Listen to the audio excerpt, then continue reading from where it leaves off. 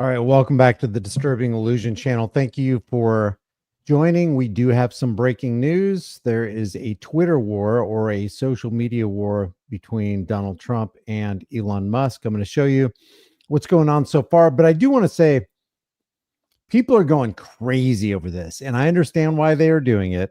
But keep in mind, this is just a movie. The scene has changed. It's gotten a little bit more interesting. People are a little bit more excited, but it's still the same movie. They're still following the same script, and these people aren't on your side. Donald Trump is not on your side. Elon Musk is not on your side. None of these charlatans are on your side. Don't think for a second that they are. Thanks for being here, Fitz Cam. Appreciate you, Jason, Window Liquor Prepper. Appreciate you guys being here. If you guys want to add to the show and get my attention or do super chats or whatever, we're going to talk about this, but we're going to talk about not only what Elon Musk is saying and what Donald Trump has responded, but we're going to take a look at what some people are saying on social media, not only the left, but also the right, also independents. This could be a way to kind of move the needle. I'm always hopeful that that's going to happen. I always expect that it won't, but I'm hopeful that it will, because, I mean, how can you live in life without hope? So let me just go ahead and start this off. 59 minutes ago, Elon Musk, who already has 30.2 million views on this, let me just expand this. See if I can. Can I expand this? Yeah, I want you guys to see it. This is crazy. This is crazy. Time to drop the really big bomb at real Donald Trump. And you'll see this is the actual tweet. Is in the Epstein files. That is the real reason they have not been made public. Now, we've been saying this for a long, long time. It's like, wait a second. Pam Bondi said that the Epstein files is on her desk. It's going to be released shortly when she was on Fox News. Kash Patel becomes the FBI director. Deputy director for the FBI becomes Dan Bongino. And surely if we got Dan, we've got Kash, we've got Pam in there, they're going to release the Epstein files and let us know what's going on, right?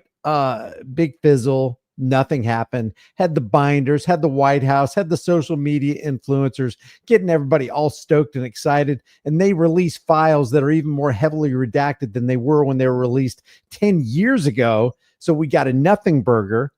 Here we go back to Elon Musk. Have a nice day, DJT. Mark this post for the future. The truth will come out.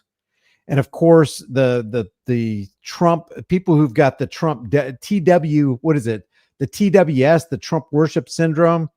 David J. Harris says, you just lost all credibility, Elon. Yeah, but David, what if Elon is right? What if we have ironclad documentation and proof that Donald Trump was in cahoots with Epstein? He is in the Epstein files, and he was doing some really, really bad things with some really, really young people. Jason Bassler gets one in there. He says, there's only one path left for you, Elon Musk. It's voluntarism, the common sense idea that all forms of human association should be voluntary, with the assertion that any act of violence other than self-defense, and that includes government violence, whether by an individual or an organization, is illegitimate and unlawful. This, again, guys, this is a stage show. And while it has gotten interesting, the act has changed. The actors are still the same. The script is still the same, and the outcome will still be the same unless we can somehow change the trajectory of what's going on here. Because I am telling you, you've got the self-proclaimed father of the VAXX. You've got somebody who increased the national debt, $6.2 trillion with one signature. A lot of people said when he left office in his first term, Donald Trump racked up $8.4 trillion. But if you add the $4 trillion Federal Reserve backstop, you're talking about $12 trillion of national debt in just 4 years, when Trump was condemning Obama for increasing the national debt $8.6 trillion in 8 years. So you got a bunch of hypocrisy. You got the red flag gun confiscation laws. The guy was bought off a long time ago by Rothschilds Inc. The employee for Rothschilds Inc. was Wilbur Ross. Wilbur Ross, 25 years later, becomes the Commerce Secretary because Trump appoints him Commerce Secretary. He puts somebody like Steve Mnuchin in as the Treasury Secretary, hires a whole bunch of warmongers, and you think this guy's on your side? You think Elon Musk is on your side? Before we go to any more of these responses by Elon Musk's tweet. Again, thank you for being here. Sarah's here. Kay Stevenson is here. Backer Shamil is here. Tobias, Eli, Joe, Carmucci, Robert's here. Kinetics here. And Cap Gamer. Check out what Donald Trump says. And this is 18 minutes ago. Let me refresh it because surely he's had more to say. Okay, 19 minutes ago. I don't mind Elon turning him against me. Let me expand this. I don't mind Elon turning against me, but he should have done so months ago. This is one of the greatest bills ever presented to Congress. It is a record cut in expenses, $1.6 trillion. Don't ever believe it. When the government, I don't care who is the representative of the government at the time, when a government tells you that they're cutting the debt and cutting expenses, you can bet it's going in the exact opposite direction. And the biggest tax cut ever given, if this bill doesn't pass, there will be a 68% tax increase and things far worse than that. I didn't create this mess. I'm just here to fix it. This puts our country on the path of greatness. Make America great again. An hour ago, he says, the easiest way to save money in our budget, billions and billions of dollars, is to terminate Elon's governmental subsidies and contracts. I was always surprised that Biden didn't do it. So I don't know what the exact time is here that this was. Let's say, okay, so this was at 1:37 p.m. Trump tweeted this. That's 1:37 p.m. This happened at 2:10 p.m. So Elon Musk tweeted, what is that? 23 minutes after Donald Trump tweeted this. So that's what started Elon Musk saying, time to drop a really big bomb. So Donald Trump is claiming that he's going to terminate Elon's governmental subsidies and contracts. Now, why would he do this?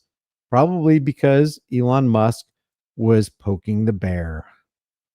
Elon was wearing thin. I asked him to leave. I took away his EV mandate that forced everyone to buy electric cars that nobody else wanted, that he knew for months I was going to do, and he just went crazy. That's at 1:37 also. So Trump truth socialed this at 1:37 p.m. and he truth socialed this at 1:37 p.m. So he ripped off two posts in about a minute, within a minute of each other. That's when Elon Musk did this right here. Let's go back to Elon Musk's account. The Trump tariffs will cause a recession. He just tweeted this right here, guys. Okay, so we got real time. This is a real time WWE dog and pony show, Elon Musk versus Donald Trump show. And who benefits? Who benefits from this? Is it going to be you?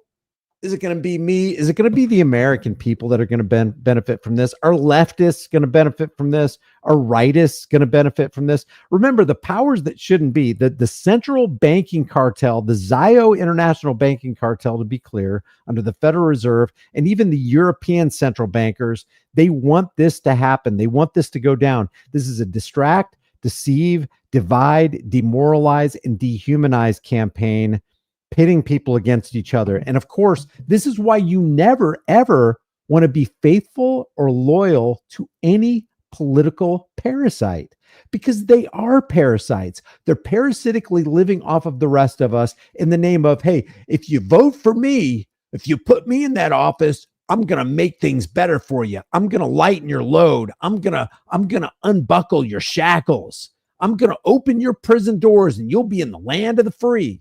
Ain't going to happen. Not as long as they're all beholden to the bankers.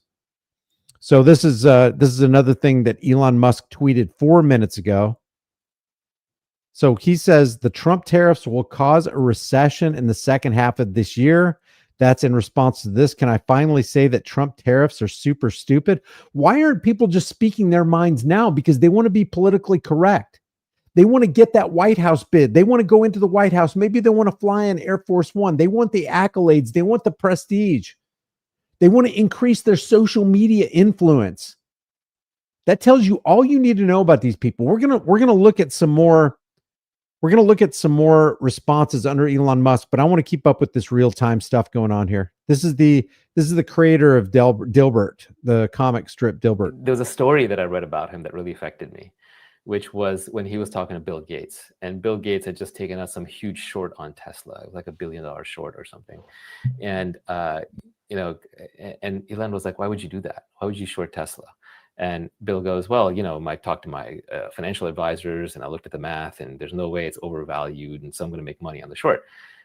And Elon goes, what do you care about making money? I thought you were into electric cars and climate change and saving the world. What are you doing, like trying to save a few bucks and betting against? Like, and he just walked away in disgust. And I think he never talked to Bill Gates after that. And that's when I realized, like, Elon's a purist. He means what he says. Like, the money is a tool for him to get what he's trying to do. And so I take him at face value, which is the crazy thing, because there are a lot of people who set these audacious goals to inspire people. But that is a bad mistake. Taking anybody who's got that kind of money at face value is a big mistake. They are billionaires for a reason. They're billionaires because they got a pat on the back or a scratch on the back, or they got their pockets padded by government subsidies and layouts. And you cannot take somebody who calls themselves the devil's champion, who's for Neuralink, who's for universal basic income, who's spearheading the campaign, the technological campaign, to have 10 AI generated robots to 1 in the decades to come. You can't trust somebody like that. Somebody who says basically we need a carbon tax. We need to tax every single human being on this planet.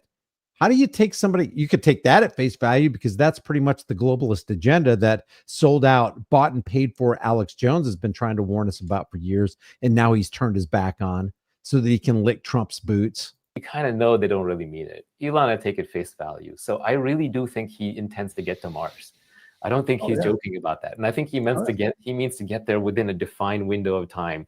And that's the dumbest thing that I've ever heard is dumping a whole bunch of time and resources and energy into getting people to Mars to escape from the AI apocalypse. You think AI is not going to be smart enough to shut down all the systems that get you to Mars? And even if you got to Mars, in the face of AI, who's to say that AI, the AGI or whatever they're calling it now, is not going to chase you there and eliminate you on planet Mars? I don't think it's just like an inspirational faraway goal. I think he's very, very concretely going to do whatever it takes, because Elon doesn't want to go down in history as the electric car guy or even the guy who saved America guy. Yeah. He wants to go down as a guy who got humanity to the stars. Yeah. And I don't think, again, I'll give him more credit than that. I don't even think he wants to go down as the I got humanity to the stars guy. He's just like, I want to get to the stars. Yeah, we messed up Earth so bad. Why don't we mess up other planets in the process? And so I have to make it happen in this lifetime. The only way, nobody's going to Mars, that I get to experience the science fiction world in my head is if I get to the stars. And so that's so inspirational. I think that drives everything. So I think the government was just a thing that got in his way. Why not have a less lofty goal since we have all this technology? Why not prove that we went to the moon? Well, let's take baby steps. Go to the moon again. Give us some high definition video of those former moon landings. Let's see all of the flags. What are there? 6, 7, 8 flags on the moon? Let's look at the lunar rover. Is it still there? Let's look at all this stuff that you say is on the moon. Why don't we shoot for that before we go to Mars? 14 minutes ago, Elon Musk retweeted, the relationship between Trump and Epstein is well established. Trump flew on Epstein's plane at least 7 times, though it's not clear he ever went to the island. Here is what Trump said about Epstein in a 2002 New York Magazine profile. We've already read all this stuff. We've seen this. This is 18 minutes ago. Ian Miles Chong, who's 100% pro-Trump. President versus Elon. Who wins? My money's on Elon. Trump should be impeached and JD Vance should replace him. This guy right here. Okay, so now all the parasites, all the pundit propagandist parasites are coming out of the woodwork when they could have warned it. Oh, hey, Ian, why didn't you warn us about this before when you were telling everybody to vote for Trump? How about you? There's so many people. Look at this. Mark this post for the future. The truth will come out. Adrian Dittman, which is the account that basically hosts Elon Musk's voice without all the fumbling, the world's greatest fiction writers. I think it's an AI. It's an AI Elon Musk. The world's greatest fiction writers couldn't have conceived of a timeline like this. Pretty much agree with that. 24 minutes ago, in light of the president's statement about cancellation of my government contract, SpaceX will begin decommissioning its Dragon spacecraft immediately. This is the easiest way to save money in our budget from Donald Trump that we just read. Elon Musk posted this 29 minutes ago. We're going to keep you updated on this, guys. I appreciate you guys being here. There's a lot of people, I think, doing live streams on this. We may peek in on some of that. We'll look at, see if David J. Harris is saying anything. We'll see if Tim Pool's going live. Matter of fact, let me open up another window right here. We'll keep up to date on Donald Trump's Truth Social. 1 hour ago, 29 minutes ago. You know more is going to come out with Donald Trump. President Trump on Elon Musk. Elon has never asked me for a thing. I mean, I got rid of the EV mandate, but he's never asked me for a thing. Let's see what he says here. People, we're lucky to have, I have to tell you, I want to thank you all. And Elon, I want to thank you. I know you've been. If you're just joining us, there's a war. There's a full-scale global war on Elon Musk versus Donald Trump. And didn't we say this? I mean, months, was it years ago now? A year ago, we said, at least over a year ago, at least under a year ago, we've said that Elon Musk and Donald Trump, this match made in heaven ain't going to last. There's some really weird stuff going on here. And the longer this goes along or down the road on this movie set, the more potential we're going to have for Elon Musk and Donald Trump to be calling it quits with each other. And they're kind of doing it in a big way right now. Through a lot with this horrible situation that happens. That's right. Saving America. It's very unfair. And you know what? This is a pertinent question right now. If Elon Musk knew how bad Donald Trump was, why didn't he warn us months ago? You don't think Elon Musk had access to the information that Donald Trump was in cahoots with or in bed with? Probably literally with, and I said probably, I don't know for a fact, can't substantiate that, but that Donald Trump and Elon Musk had something going. Remember back in 2016, 2017, when Epstein first got charged and arrested, he put Alex Acosta on the case, and they gave him a really, really light sentence. Alex Acosta is the lawyer for Donald Trump. So basically, and who was the AG during that time in Florida when they caught him, when they charged him? Oh, that's right. It was Pam Bondi. So Pam Bondi is in on this too. None of these people are on your side. What he is a patriot. He's a man that I can tell you, he's a friend of mine. He's become a friend of mine. He's a friend of mine. Is he a friend of yours now, Donnie? He supported me in the election. That's when I got to know him. Really, I knew him a little bit from the first term, but not much. But he's a patriot more than anything else. He's never, think of it, he has never asked me for a thing. He could have. I always say, I wonder if he's ever going to ask me for something. And that's always subject to change. And if it does change, I'll let you know about it. Yeah, right. But Elon has never asked me for a thing. I mean, I got rid of the electric car mandate. I have no idea how that affects him, but possibly not good. It's going to be hilarious to see how people react who backed Donald Trump and Elon Musk, because I want to see who they're going to stick with. Which God are they going to go with? Which person are they going to continue to bow down to? This is, you got to admit, guys, dog and pony show, yes. Life under the political big top, yes. Interesting, absolutely. But how is this? This ain't working out for our benefit, but how is this actually going to play out? How is this actually going to divide the right? We know it's going to unite the left. Oh, I bet the left is just eating this up. We'll go to some. I wonder if Brian Tyler Cohen is doing a live stream. Let's see. If you haven't already subscribed to my Here's the Deal channel, that's the police accountability channel. Let's see, Brian. Oh, the left is eating this up. I bet you anything.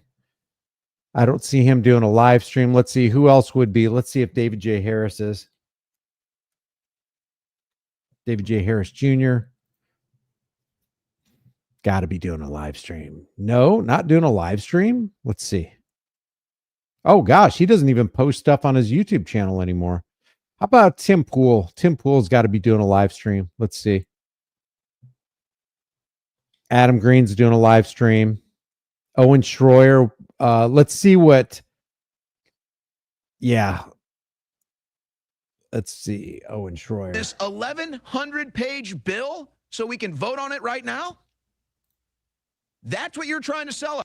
Hold on, let's see. I wouldn't change any of that. And that did it now out of the room and all the attention off Okay. in what is an absolutely epic day. Here we go. Yeah. I would say This guy is 100%, or at least has been up to this point, 100% pro-Trump, 100% pro-Elon. We're going to get, guys, don't worry. We're going to get back to the Elon Musk tweets on X, and we're going to keep refreshing and find out if Trump is weighing in more on Truth Social. You know, he can't keep his mouth shut. maybe one of the biggest, most important days in American political history that Probably. we've seen. Come on. I would come on. also say, since I've been at InfoWars since 2016, since I've been hosting this show since 2017, this could be the most important show, definitely top 10, maybe top 5 most important shows Come on. we've ever done here. And it's really interesting that Owen Schroyer broadcasts from the war room sometimes while Alex Jones is broadcasting from the war room. Now, Yeah, it's I got all scripted. kinds of news.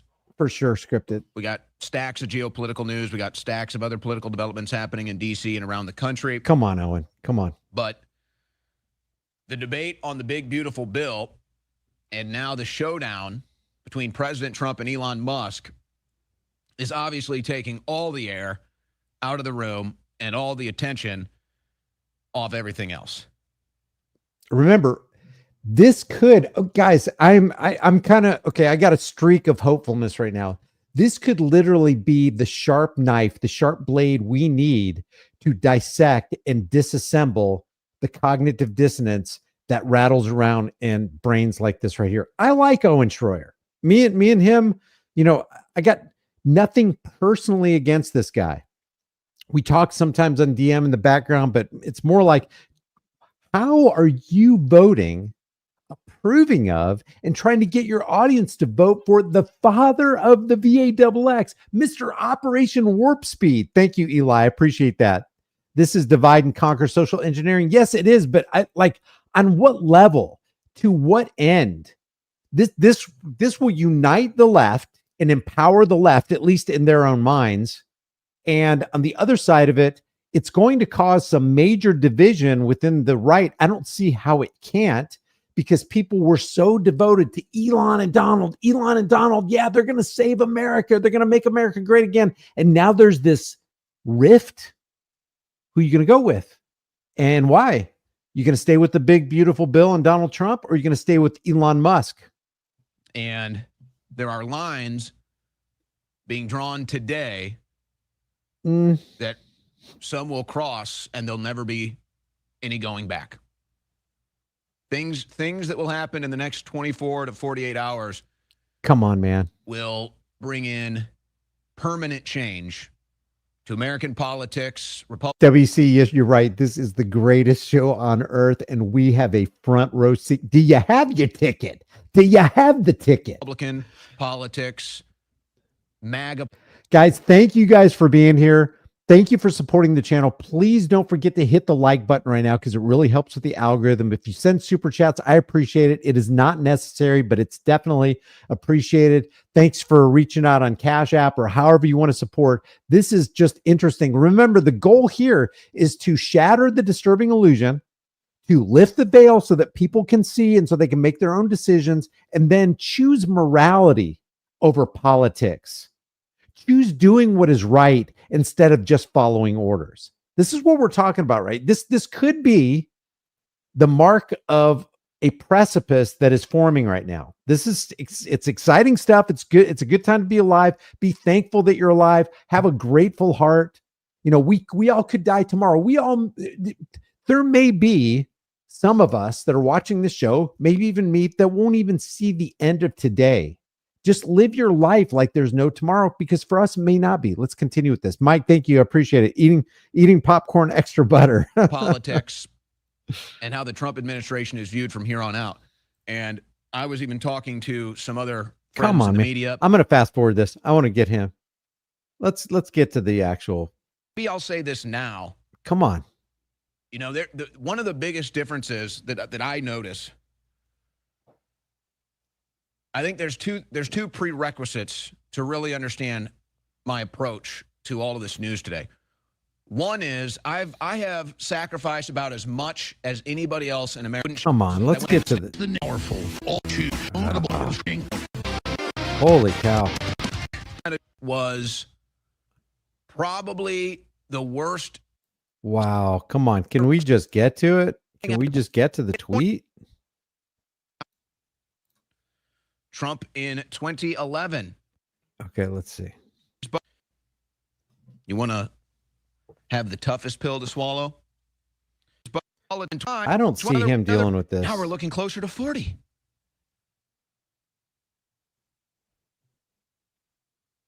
Do you really want me to go on? There's more. Trump. Our $17 trillion national debt and $1 trillion yearly budget deficits are a national security risk of the highest order. Damn, Strong Mountain. Thank you for that $9 super chat. You are a real one, brother. Appreciate it. Thank you. Now they're doubled that. Trump in 2011. The more how do these people get such a big audience? They're saying nothing. It's like, get with this. That Doge exposed. Let me just see this. Oh, here we go. Here we go. Put out a post. You got to put out something for the American people. We got to get support of this bill. And now they've all had a big fat ding in their integrity and their reputation.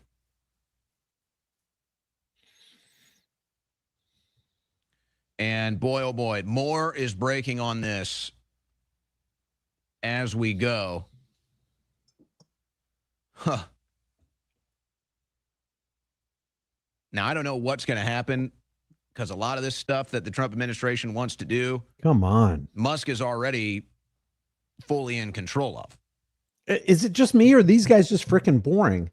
When you have people on the right side and they're solid in that, they are cemented, and you have people on the left side, it becomes super boring because it's almost like they don't know what to talk about, or they talk about the same things all the time. When you detach yourself from it and you realize, dude, they're all political parasites. That the haves are aligned against us, and they're constantly demolishing the value, the product of the value of the time and laboring energies that we spend our lives to earn this, so we can have food, so we can have clothing, so that we can have a roof over our head.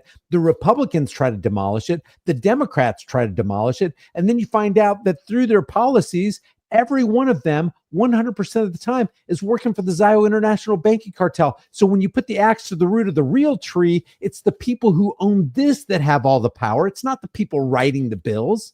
The people who are writing the bills are doing it for the people they're hanging on the end of the string from, the puppet masters.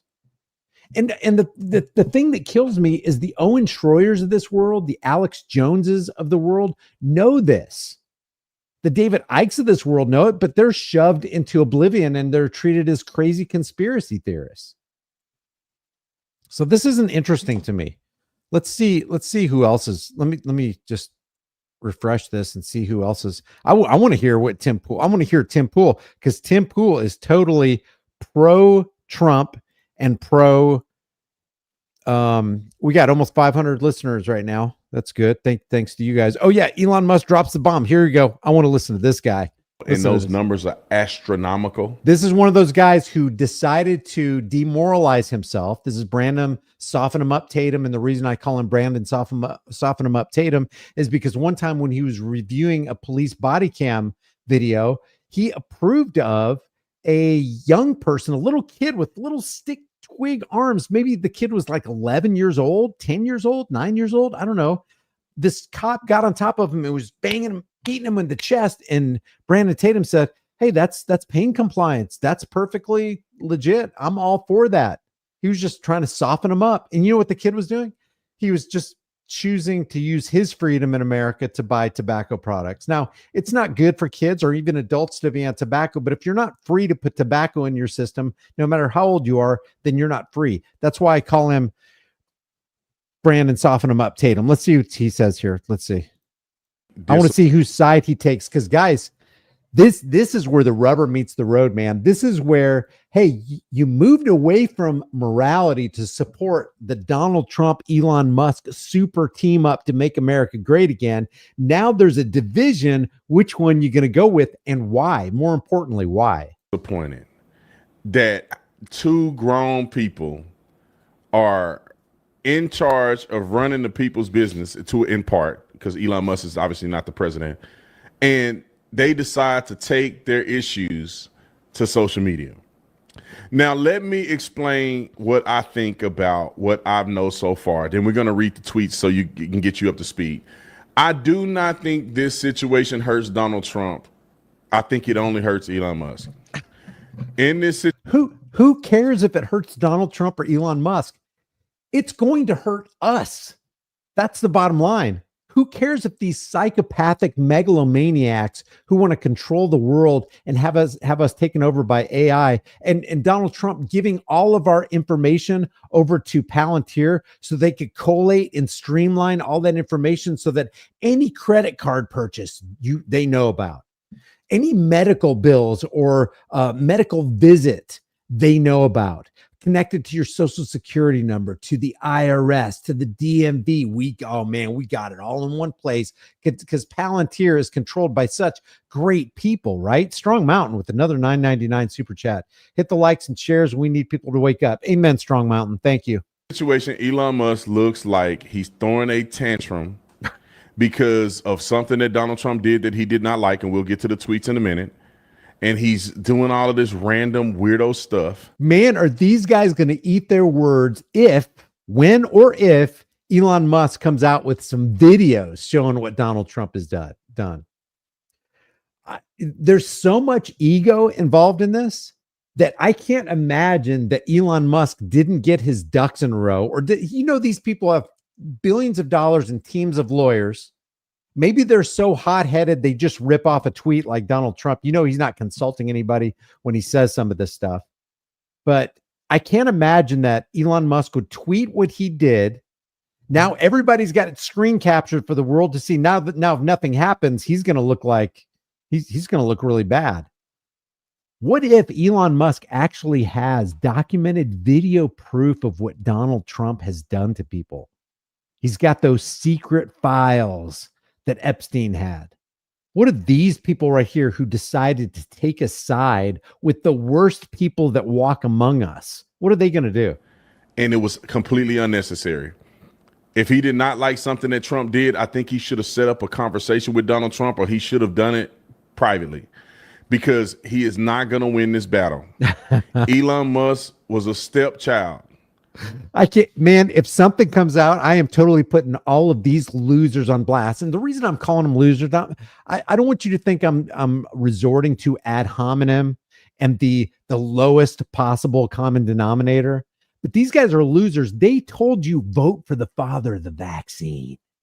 Vote for Mr. Operation Warp Speed. Vote for the guy who admits that he shut this country down and ruined thousands, tens of thousands, hundreds of thousands of American businesses, put them out of business for the corporate elitists who made bank during COVID 1984 by George Orwell. These people, it's because of them. It's because of the Brandon Tatums of the world.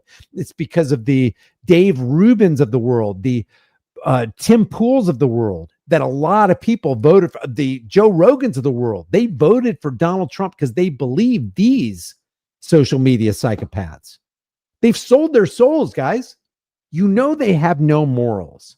They're not going by a moral standard. They're just going by politics because they too have been swept away. Maybe they're true believers. Maybe they're paid off. But regardless, the bottom line when the dust settles is they've steered you toward the direction of people who are evil, who want to do your family evil, who want to take away your guns, devalue your dollar, ruin your life, put you in the poorhouse, give all of this support and these policies and these legislative proceedings over to the billionaires. This really gets on. This gets me hotter under the collar than anything, because these people right here know better. That was engrafted into the family. And when you decide you're going to come out against Donnie, people are going to turn on you, whether you're right or not. I'm just throwing it out. He doesn't care about being right. He doesn't care about doing the right thing. He just cares about being popular. He cares about his social media influence. He cares about padding his bank account. There. And I'll say this, him accusing Donald Trump of being on the Epstein list or in the Epstein files,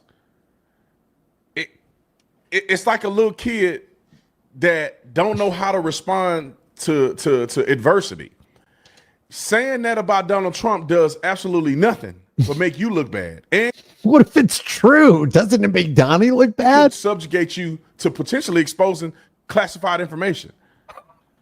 So What?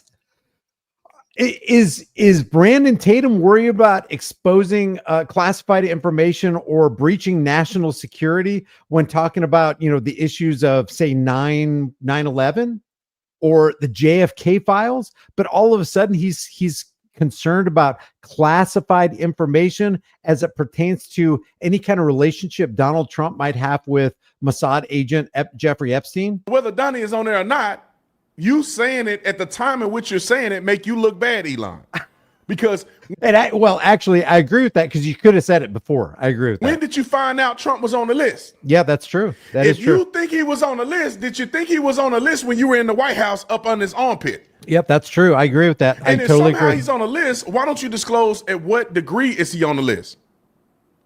But if you can't do that, then you're just gonna look bad at the end of this. Okay, I agree with that. At what point did Epstein know that Donald Trump and Epstein were in cahoots? We've known it for a long time. I mean, you don't take those friendly pictures with Jeffrey Epstein and Ghislaine Maxwell and all these losers, all these psychopathic, perverted losers, and not have something going on behind the scenes. You don't fly the Lolita Express 7 times. That's just in the logs. Now, I've often thought, why wouldn't they just take an assumed name? Oh, that's right, because they don't think anybody's going to find out. But don't you think it was way more than 7 times he flew on Lolita Express? How many times do you think Donnie and Bill Clinton and, I don't know, Mike Pompeo and all of these cabinet members visited Epstein Island for that extra special back massage? How many times do you think they did it? Don't you think they have enough money to conduct a covert operation where they all take these trips, these separate trips on private aircraft to this Epstein Island so that they could, do whatever they do on that island? Whatever the government is doing, no matter how conspiracy minded and paranoid you might think you are, what the government is doing and what government agents do is far worse than any of us could possibly comprehend. When they've attained that kind of lifestyle where they've got hundreds of millions, billions of dollars, maybe in central banking cases, trillions of dollars, you've got access to that kind of wealth and that kind of power and that kind of pull and that kind of blackmail mechanism. What do you think these people are actually doing? And then people like this promote those people? How could you ever promote any political parasite, Democrat or Republican? And what's funny is if I don't use that disclaimer by saying, oh, and the leftists are bad too, and I just start dogging on Donald Trump, just digging up truth. Back in 1990, Taj Mahal, that casino that he had in Atlantic City, went upside down. He went bankrupt in a very short period of time. He had to get a bailout. Who did he get a bailout from? Oh, Rothschilds Inc. You know damn well that if Obama got a bailout from Rothschilds Inc., Republicans would be all over it. But for some reason, they're silent when Donald Trump gets a bailout from Rothschilds Inc. And 25 years later, when he becomes the president of the United States, he makes one of his cabinet members one of the employees of Rothschilds Inc. who bailed him out, and that's Wilbur Ross. He made him the Commerce Secretary. And guys, that is not even, we haven't even approached to scratch the tip of the iceberg on how bad Donnie and Bill Clinton and Nixon and Ford and Reagan and Carter and all of these sold out banker puppets are, and how much they put us on the chopping block. Do you remember what Woodrow Wilson said after he brought the Federal Reserve online in 1913? All right, let's look at some of these tweets. Elon Musk said earlier today at 7 p.m. No, what was that? 7 p.m. yesterday. When was this? The time look off. Today the 5th?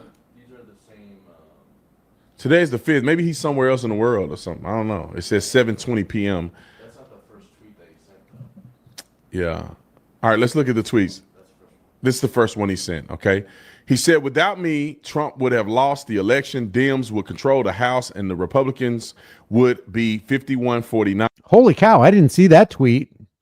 Without me, Trump would have lost the election. Dems would control the House, and the Republicans would be 51-49 in the Senate. Like it even matters? Guys, think about this. Donald Trump is in the White House. They have control of the House. They have control of the Senate. They have control of the Supreme Court. If I had control of the House, the Senate, and the White House, I would have an emergency meeting right off the bat and say, you know what the first thing we need to do is? At the very least, like maybe not even the first thing, but close to the first thing, we've got to eliminate all of the frickin' gun laws. They are all a violation of the Second Amendment. It says shall not be infringed. If you have one law in the books, that's an infringement. We got to get rid of it. That is definitely, according to the 27 words found in the Bill of Rights, specifically the Second Amendment. A well-regulated militia being necessary to the security of the free state, the right of the people to keep and bear arms shall not be infringed. That automatic firearms ban from 1934 is an infringement. Get rid of it. We can do that constitutionally. Yes, we can. And we've got the Supreme Court. But they don't do that. Why? Because they're not for the American people. People get all excited when the Democrats control the House, the Senate, and we've got a majority in the Supreme Court. Oh, goody. And they don't do anything to get rid of the Federal Reserve, the IRS. They don't get the income tax monkey off your back. And neither do the Republicans. And you know what that inaction shows me? That inaction shows me that they are the enemies of the people, as they claim to be your best friend. You can't ever trust a politician. But people like this right here won't ever, like Brandon Tatum, will never talk about it. Yeah, this stuff is interesting, but how are we going to affect change when we keep doing the same thing over and over, expecting a different result?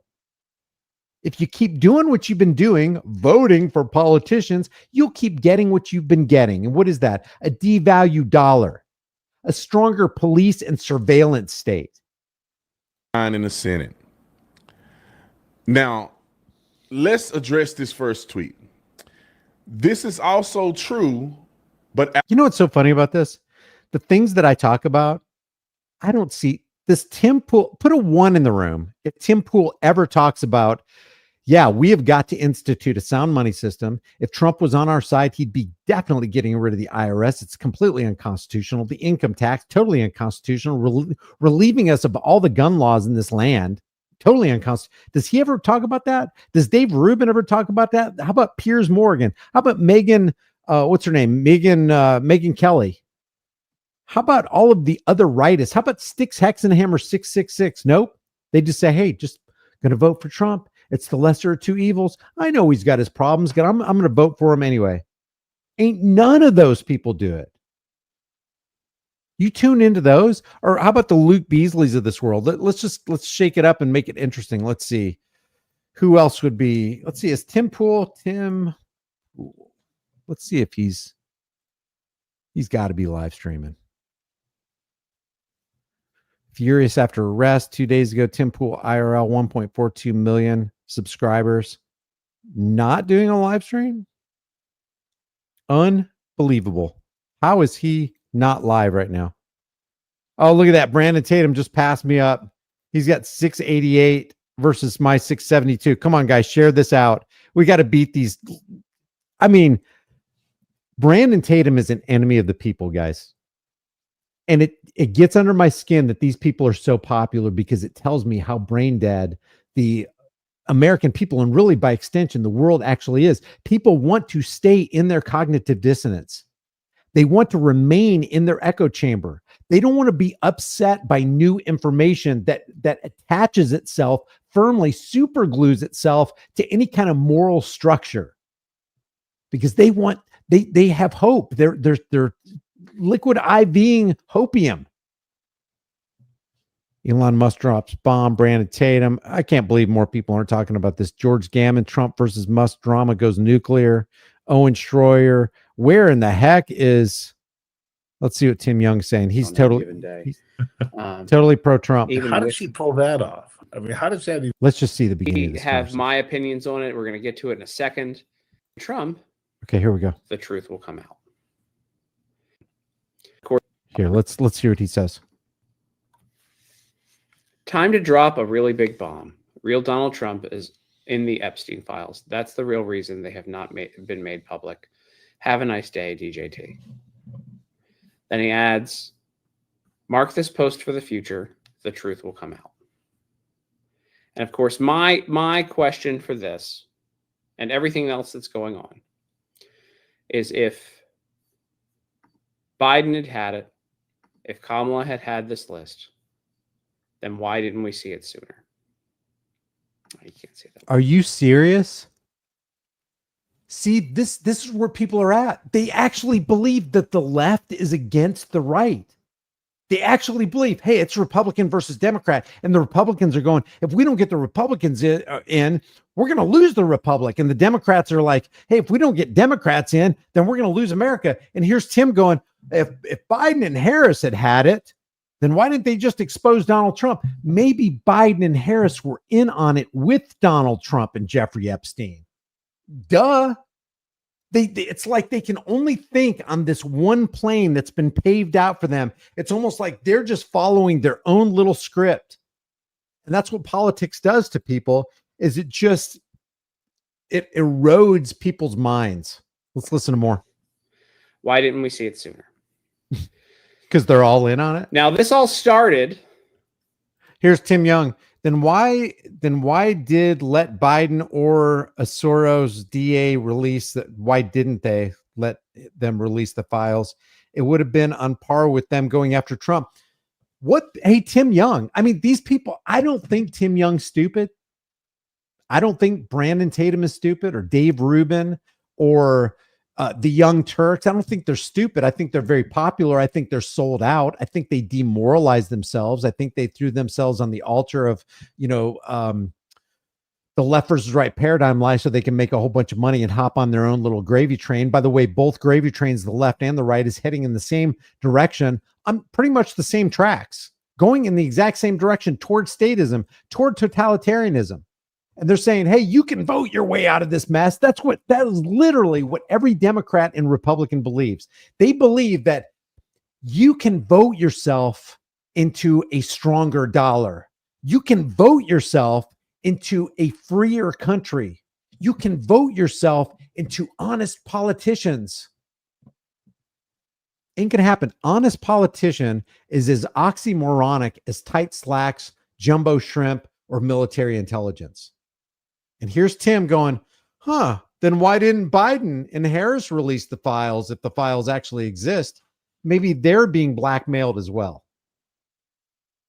I have no doubt that they're being blackmailed as well. It doesn't work in the favor of the central banking cartel to have them exposing each other like that, to that extent. They got to stay on the surface level. They got to be talking about these little policies. EV or not EV? Should we do the Green New Deal or not do the Green New Deal? Hey, this transgenderism and schools and drag queen story hour, we got to make that the issue. Hey, why don't we make the central banking cartel the issue? All that other stuff will take care of itself. If you don't have these cheap, easy credit, they don't even have to print these anymore. They just put zeros and ones in people's accounts, and now it's digital currency. And you're going to be paying for that. How? Through the devaluation of your dollar. Now things get more expensive because your purchasing power goes down. Why don't we talk about that? Instead, they want to talk about boys competing against girls in college or high school athletics. That's not the issue. It's not the issue we should be talking about. Is that bad? Is that unjust? Is it unfair to have an 18-year-old male go up against a 18-year-old female in a boxing ring? Yeah. That's the least of our worries. The least of them. But they want you to be enraged. Be outraged about this. Don't be outraged about this. And oh, by the way, go ahead and call yourself a taxpayer. Refer to yourself as a taxpayer. Larry says the truth will come out. Let the light shine on it. Thank you, Larry. I appreciate that super chat. All right, let's get back to Tim. Tim Young. No relation. After No relation, by the way. President Trump on his page about an hour ago on Truth Social, whatever, Truth, said Elon was, do we have this up? Yep. Elon was wearing thin. I asked him. Man, there's no substance here. Let's see. Who are they going to go So I'm going to get a million asks. I don't believe he did. Again, if he did, it would have been a critical piece. Here really is old news. Oz, you're making your own Manhattan. Delightful. What kind of vermouth? And I think that's an amazing tribute. I did get activated. All right, so he's been on for an hour and 9 minutes. Let's see what he's saying currently. New video showing what happened when a man fell more than 20 feet from the stands at PNC Park last week. This video is from a fan who was sitting behind. Over. All right. Whoa! They're not even talking about this I don't know. right here. And here we go. Tim Young's got 29,000 people following him right now on this. 29,000 people. Myron Gaines is on now. Oh, we're only 30 behind Brandon Tatum right here. He's got like 3 million followers or something. So appreciate that. Let's see. Let's go back to Elon Musk. Let's go ahead and let me refresh Elon Musk's Twitter page. See what's going on in real time. Natalie Danielson, who is a Trump supporter in 1992, Trump partied with Jeffrey Epstein. Just going to leave this here. Let's go ahead and play this. The Mar-a-Lago party shows Trump giving Epstein his personal. By the way, Natalie Danielson is a MAGA. She's a MAGA influencer. Attention. The footage, shot in November of 1992, before Trump opened the resort as a club, shows the future president surrounded by cheerleaders for the Buffalo Bills and Miami Dolphins, capturing Trump's fun-loving bachelor lifestyle for an appearance on Faith Daniels' NBC talk show. We're going to get great ratings on your show. Trump is surrounded by women as music blares in the background. After a while, Trump goes to greet 3 new guests, among them the financier Jeffrey Epstein. Come on in. Go inside. More than a decade before his guilty plea on state prostitution charges. Wait, nearly. Huh? What? Where? What? State prostitution. Guilty plea on state. More than a decade before his guilty plea. A decade. On state prostitution charges. Later in the footage, Trump is seen talking to Epstein and another man as women are dancing in front of them. Trump alternates between dancing and pointing out women to Epstein and the other man and telling Epstein about the cameras. Though exactly what they say is difficult to understand as they discuss the women and their appearances, Trump gestures to one and appears to say to Epstein, "Look at her back there. She's hot." And then Trump says something else into Epstein's ear that makes him double over with laughter. But as the president said of a Man, there is no telling what is going on behind the scenes that we don't even know. Let's see if Trump has posted anything new on Truth Social, and then we'll see some reactions on Elon's post. Yep, still 1 hour ago. Don't mind Elon. Yeah, he doesn't mind Elon turning on him. He probably already knew. It's like, hey, this is the script. This is what we're going to go with this week, and this is why we're doing it. So let's go back to the original tweet from Elon Musk and some reactions. All right, let's go back to this original one. If you guys aren't actors playing out a predictably programmed script, why can I constantly read you all like a book? We follow each other. Side narratives include Marvel Civil War between Iron Man Musk and DeSantis versus Captain America Trump. Salty Cracker, who is also pro Donald Trump, is even saying feels WWF. No kidding, Salty Cracker, who is 100% pro MAGA. See, this is what I want to see. I want to see all these people who 100% supported Donald Trump and Elon Musk now see this rift, and who are they going to go with? This feels like WWF. It's because it is.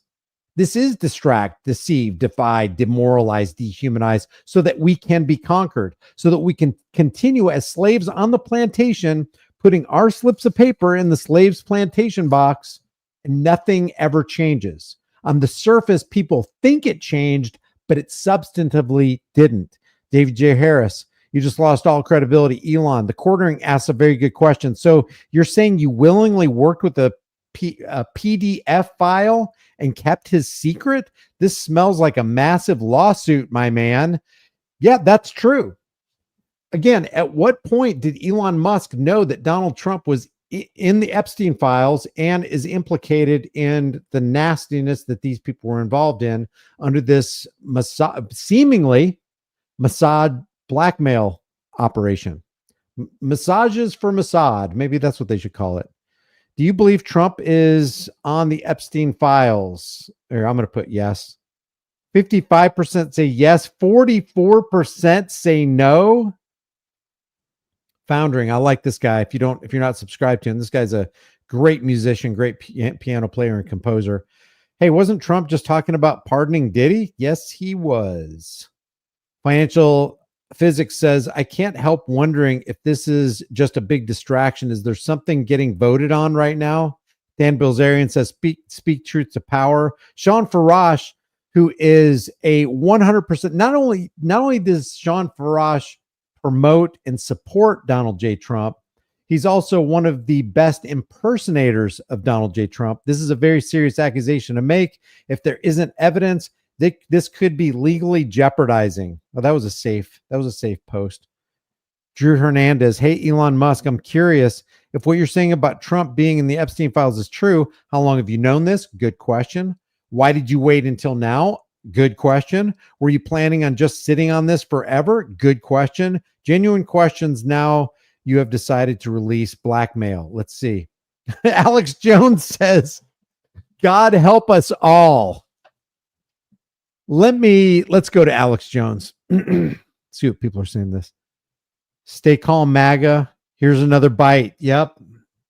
I like Night Watch and 8. Night Watch and 8. Jeffrey Epstein set Elon Musk's brother up with a girlfriend in an effort to get close to the Tesla founder. Vince Langman, you were right about this guy, Alex. You're right about this guy. Let's see. I wonder who, man, I want Alex Jones to be on and weigh in on this right now.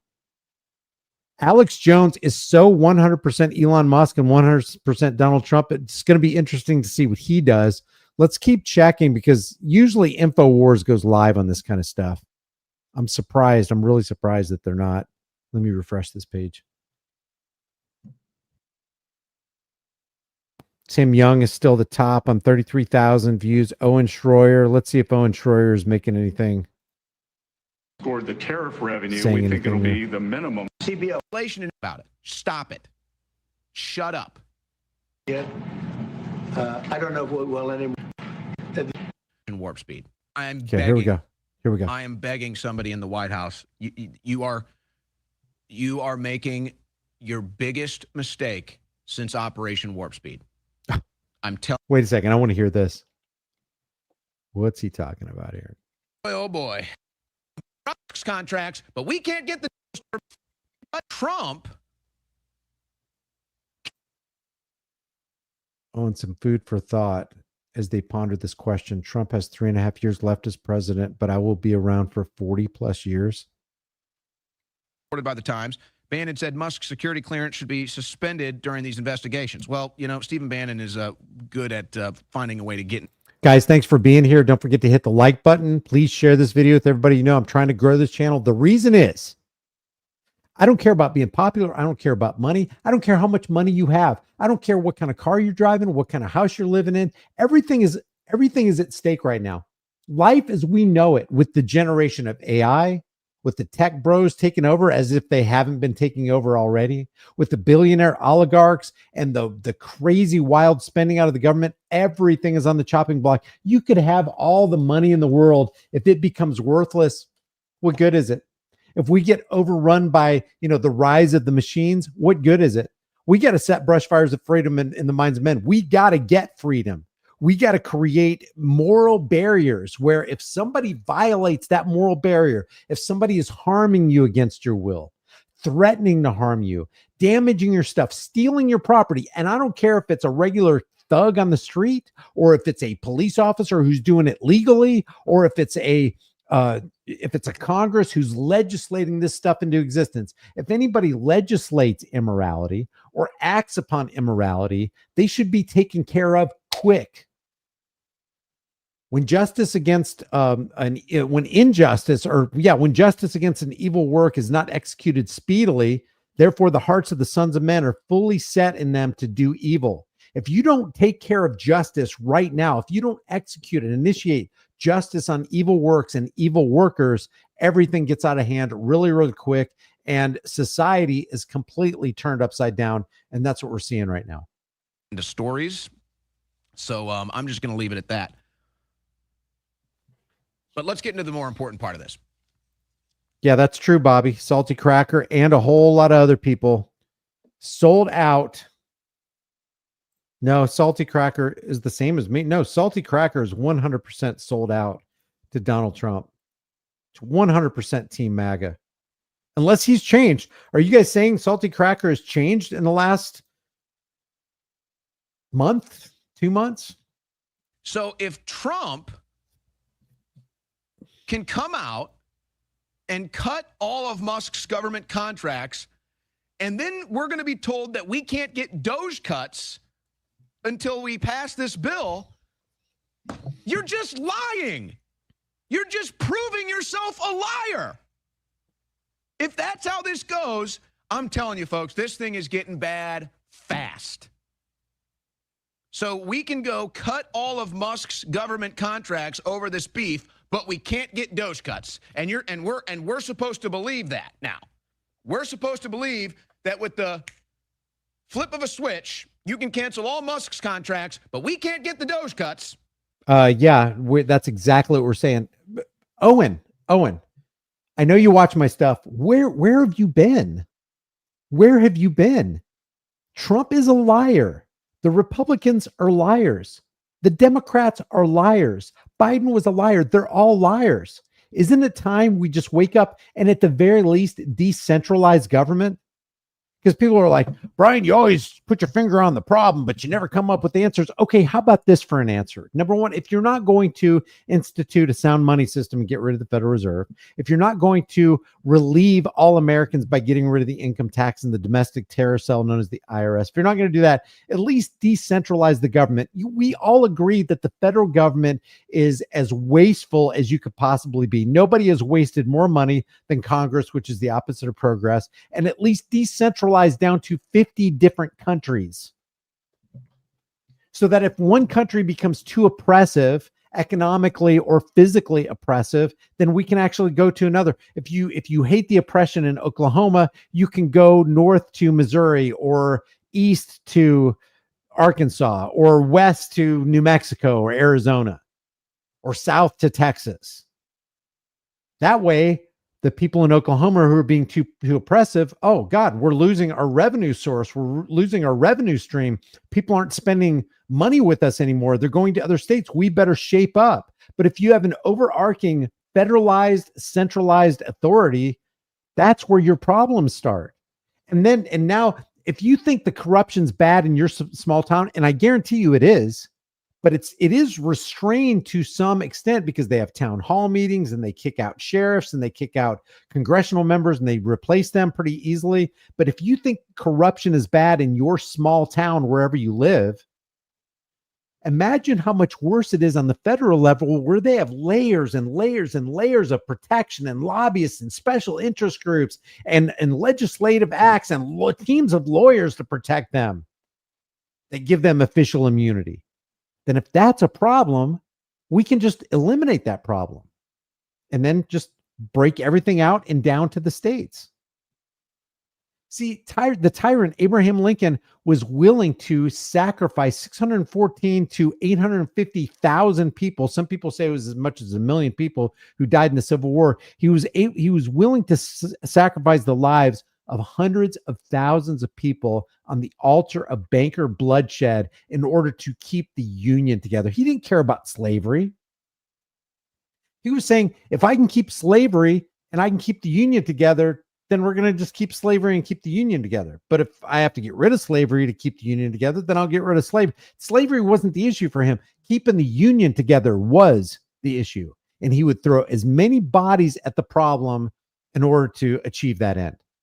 And here's Owen Schroyer acting all surprised about Trump and the Trump administration lying about how much they can actually cut. Hey, if you really, really want to cut something, start with the defense budget. Start with the Pentagon. Start with the military industrial complex. Call all the troops home. We can't do that. No, there's a political process there. There's a congressional process there. There's an appropriations process there. There's a rescissions process there. We can't do all the Doge cuts, and we have to pass this bill first. But Musk's contracts, we can cancel those right now.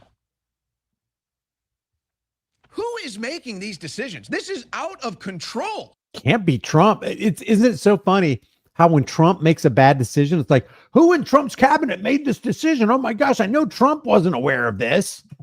Remember with the Anthony Fauci thing? It's like, well, they've taken over the White House. It's not Trump's fault.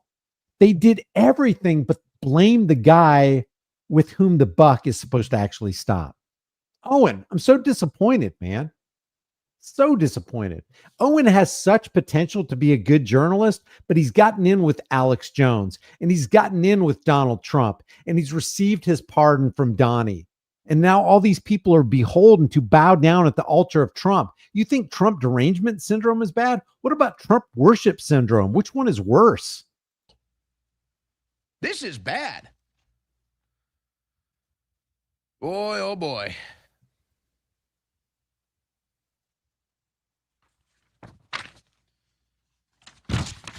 Yeah, I don't even want to see all this crap. Owen Schroyer has a tattoo of Trump across his back. Is that for real? No way. Tell me that's not true. I don't even want to see all the other political pundits on this crap. Not interested in it. I'm only interested in the truth and logical consistency. Oh my God. Consistency in political practice. That is not true. If you were worried about consistency in political practice, if you were worried about logical consistency, then you would apply the principles of logic to your determination whether Obama is good for the country or Trump is good for the country, and you'd arrive that, oh, neither of them are good for the country. Both of them produce policies that destroy American lives and American businesses. That's all I'm interested in. Nothing else. Let's go to Trump from the Oval earlier today. Long form, getting into Musk, the beef, the big, beautiful bill. Clip 5. Elon and I had a great relationship. I don't know if we're well anymore. I was surprised because you were here. Everybody in this room practically was here as we had a wonderful send-off. He said wonderful things about me. You couldn't have nicer. Said the best thing. He's worn the hat. Trump was right about everything. And I am right about the great, big, beautiful bill. We call it a great, big, beautiful bill because that's what it is. And again, Pause it real quick. Pause it real quick. I'm begging. I am begging somebody in the White House. You are making your biggest mistake since Operation Warp Speed. I'm telling you right now. This is now Operation Warp Speed, riding with Anthony Fauci 2.0. And here is a promoter of the guy who promoted Operation Warp Speed and is the father of the VAXX and was in cahoots with Bill Gates with the Gavi Institute and on and on and on. I'm telling you right now, cut it out. Cut it out. Trump has the one big blemish on his political record, and that's Operation Warp Speed. Don't sit there and start retorting and getting into a debate about it. Stop it. Shut up. This is big, beautiful bill. This is Operation Warp Speed 2.0. Remember what Trump used to say? He'd say, oh, I'd bring up Operation Warp Speed. I'd bring up the vaccines on the campaign trail. I'd get booed. Trump, this is your Operation Warp Speed of your second administration, this big, beautiful bill. Stop it. What? Hey, Owen, I got a question for you. If you end up watching this video right here, what would Trump have to do to get you to stop voting for him? What would Trump actually have to do to get you to expose him as the political parasite he actually is? What would he have to do? Operation Warp Speed wasn't enough. The $6.2 trillion CARES Act wasn't enough. The $4 trillion Federal Reserve backstop wasn't enough. Being bought out by the Zio International Banking Cartel under the Rothschilds Inc. back in the 1990s wasn't enough. The red flag gun confiscation wasn't enough. The gun confiscation law, I like take the guns first, due process second while you're sitting next to Diane Frankenstein wasn't enough. What exactly is Donald Trump going to have to do to get you to stop promoting him and supporting him, but rather turn around and do what you're supposed to be doing, and that's exposing him? What is he going to have to do? If all that stuff wasn't enough, father the vaccine and all that wasn't enough, shutting down American businesses, shutting down the world and gloating about it, hiring Anthony Fauci and Deborah Birx, and giving billions of dollars to the big pharma industrial complex and the corporate elitists, that wasn't enough. What is the tipping point for the Owen Schroyers and the Alex Joneses of the world?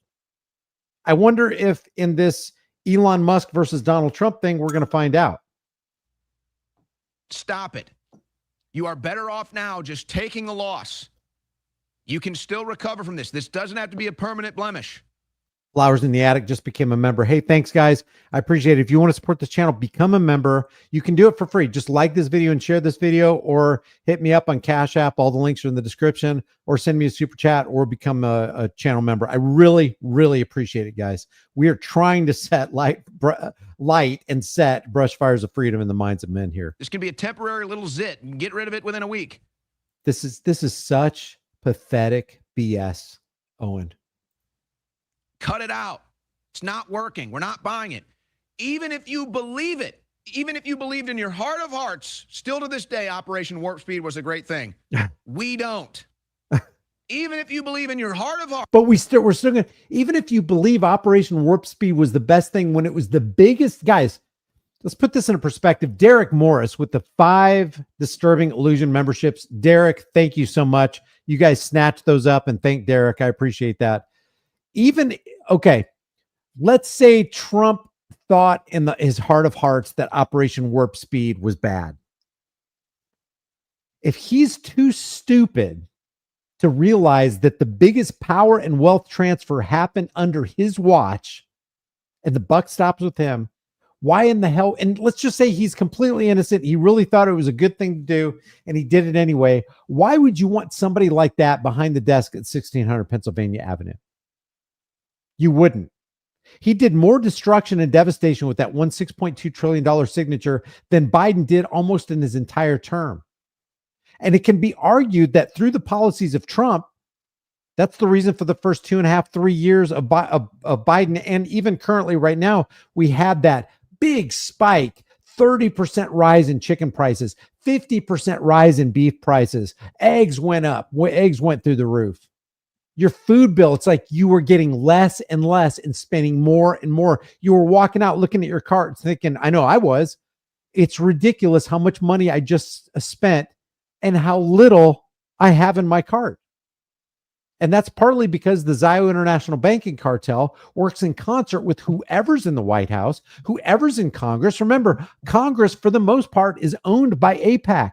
AIPAC supports a foreign country. So a foreign country owns Congress, who are making policies that benefit that foreign country to the detriment of all Americans. And people like this know better, and they promote them and support them and tell their audience incessantly about them anyway. This big, beautiful bill is a great thing. We don't. This is your new Operation Warp Speed. Oh God, this is pathetic. Put a 1 in the room if you think we should have a chat with Owen Schroyer on a live stream. I wouldn't let Cenk Uygur get away with this. I wouldn't let Anna Kasparian get away with this, or anybody in the Young Turks. I wouldn't let MSNBC get away with this. Imagine MSNBC took years going to bat for Joe Biden. Oh no, he's not as bad. He's not as bad. It's not a big deal. And I'm not saying that's a big deal because Joe Biden wasn't in control, just like Donald Trump's not in control. It's the people who own this that are constantly in control. But you saw the Owen Schroyers and the Alex Jones of this world constantly come out against Biden, constantly come out against Obama, constantly come out against Bill and Hillary Clinton, and rightly so. And for the most part, for the right reasons. But when it comes time to hit Donald Trump with the same exact things that all these people were doing, all of a sudden they play stupid. They're like, oh, I don't think it's Donald Trump's fault. I think it's people in his administration. Why didn't you give that kind of grace to Obama or to Bill Clinton or to Joe Biden? Because you're a partisan hack. You're a rightist propagandist as you hypocritically condemn the leftist propagandists. This will end up at this pace being another thing where you say it on the campaign trail, you will get booed. I'm telling you this. I'm begging you. Drop it. You can still recover from it. Just say, hey, you know what? We thought we had something great. It turns out didn't get the support it needed. So we're just going to dissect this thing, and we're going to pull out the things that we really need for the agenda with tax cuts and mass deportations and deregulation and everything else. And we're just going to go single issue bills, and we can get these things passed fast, and we can get some Doge cuts passed fast, and we can all win. Cody, thanks for being a member. That is what he just said is so delusional, beyond my ability to articulate the delusion. You guys get it. You guys understand. We're almost at 1,000 viewers on X right now. We're 14 short from 1,000 viewers, still trailing Brandon Tatum. Is the new Operation Warp Speed. We don't want to hear it. We don't want to be sold it. Holy cow. Cody Reed just gifted 10 Disturbing Illusion memberships to people on this channel. If you get one of those memberships, please take a second to thank Cody. Thank you, Cody. We don't even care. It could be the greatest thing. It's done. It stinks. We're over it. It's a disaster. It's done. I mean, at least rename it. That's how bad this thing is. All right, continue. Anywhere. We've never done anything like it. Business is spurred. And I don't know if you've seen the numbers, but the numbers came out. Even the CBO, which is run by Democrats, said that we're going to be doing, I'd like you to discuss it, the 2.8 trillion that CBO. This is. Man, Chad Firkins, thank you for that donation on Cash App. The Cash App link is in the description below. Thank you, Chad Firkins. He says YouTube won't let me donate. Never stop, Brian. Dang, thanks. Thank you, Chad. And also Con and Richard L, Olga F, and Jason H for your donation on Cash App. Appreciate that, guys. I'll go ahead and leave. I'll leave this open. And if anybody else donates on Cash App, I'll be sure to give you a shout out. I appreciate that. The benefit to donating on Cash App versus YouTube is that Cash App only takes like less than 2%, whereas YouTube takes 30 or 40%. It's quite ridiculous, actually. A group of people that are Democrats. They're very hostile to us. They just came out with. If you're just joining us, we're talking about the all-out WWE dog and pony show war between Elon Musk and Donald Trump and the Republican versus Democrat fallout. Oh, you know who might be doing I want to look at the left and the right. That's another thing about not having a dog in this fight is all you're devoted to, all you're loyal to is doing the right thing and calling out those people who are trying to make this country and this world worse. That's all you're doing. And you can sleep well at night. You can have a clear conscience knowing that you're not beholden to any master. They're not paying you to, nobody's paying me. I don't have sponsors to say what I'm saying. And if we're wrong, hey, we'll admit we're wrong. If Donald Trump's really on our side, we would know it. But we have proof that he's not. Just as much proof as we know that Obama and Bill Clinton and Joe Biden were not on your side. So while we're doing this right here, I'm gonna look at I'm looking to see if Kyle Kulinski did a live stream. Kyle Kulinski is a leftist progressive propagandist who hates Donald Trump, but is probably eating this stuff up. Numbers, what it does. You want to mention that, Scott? Yes, sir. So what we've seen is we keep hearing from the CBO that there's going to be a large deficit from the bill, which we disagree with, but using the CBO scoring, they came out and scored the tariff revenue. We think it'll be the minimum of $2.8 trillion over the 10-year window, which actually puts the bill in surplus if you include the tariff revenue, which they won't do. It gives you a tremendous surplus, but we're not allowed to use them. Man, we haven't even been hit with the tariff prices yet. That was like a month and a half, 2 months ago now. Wait till we get hit smack in the face with those tariff prices.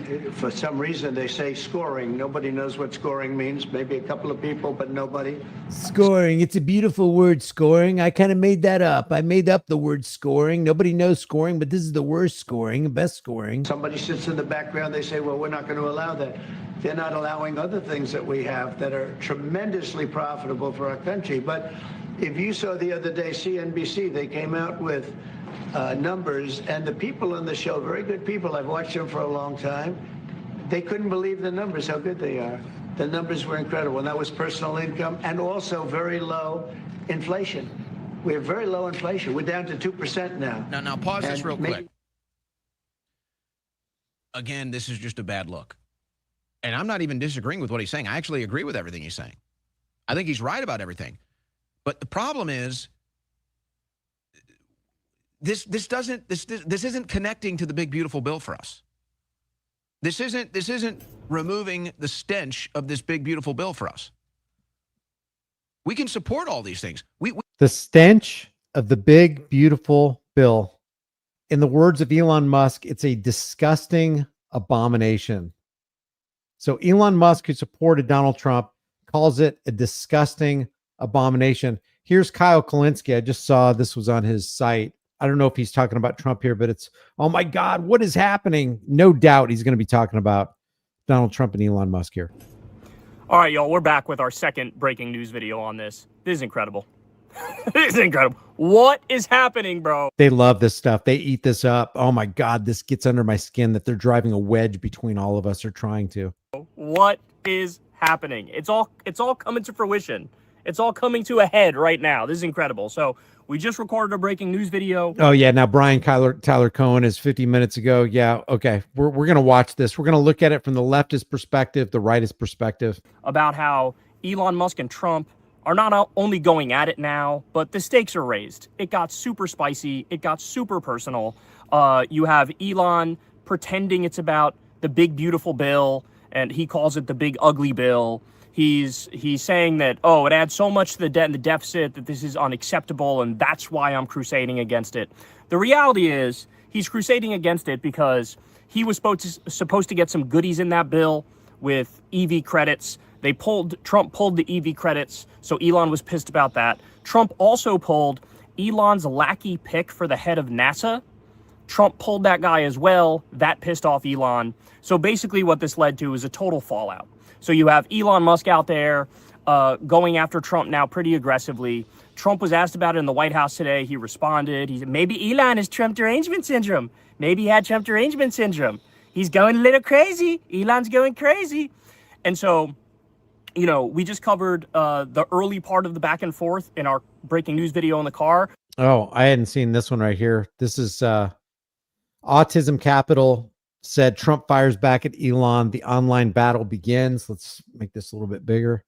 Elon was wearing thin. I asked him to leave. I took away his EV mandate that forced everyone to buy electric cars that nobody else wanted. And then Elon Musk says, such an obvious lie. So sad. So on a platform, he's got 25 million views on this from 2 hours ago. On his own platform, he is calling the president of the United States that he backed wholeheartedly, even to the point of making himself look stupid on stage with that dumb chainsaw, calling the president of the United States, who's his best bud or was his best bud, a liar. Interesting. We'll get with Brian Tyler Cohen here in a second. This is, at the very least, very fascinating. but now I have an incredible. Holy cow, man. Cody Reed with the wow. What the heck? Sorry, I missed that. You literally saved my family from going through the Jabbo era asleep. Man, Cody, I don't even know what to say, man. Thank you for that. Update for you, y'all. Oh my God, this is great. So what I'm about to share with you, the thing Trump says, it's got 40,000 views in an hour. Jeez. Is true. Okay, keep that in mind. But then Elon's response is also true. And it's all glorious. So Trump says, Elon was wearing thin. I asked him to leave. I took away his EV mandate that forced everyone to buy electric cars that nobody else wanted, that he knew for months I was going to do. Oh my God. And he just went crazy. Oh my gosh. We're going to try to look at, guys, if there's something that you think that I missed, I want to look at everything. I want to see how the market is responding. I want to see, this is Tesla stock.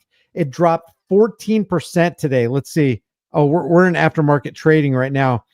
It went down to 275. It's now up to 284. So this kind of tells me that Trumpites, people who are pro-Trump and now anti-Elon, are dropping Tesla stock. Look at this. So it was at a high in the last 5 days on May 30th of $361 a share. Now it's down to $284 a share. It's lost about 80 bucks. Let's see, in the last month.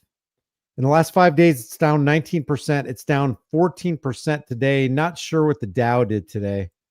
Let's see what the Dow. How about Dow? Dow was only down 0.25%, but Elon Musk's stock was down 14, 50, almost 15%.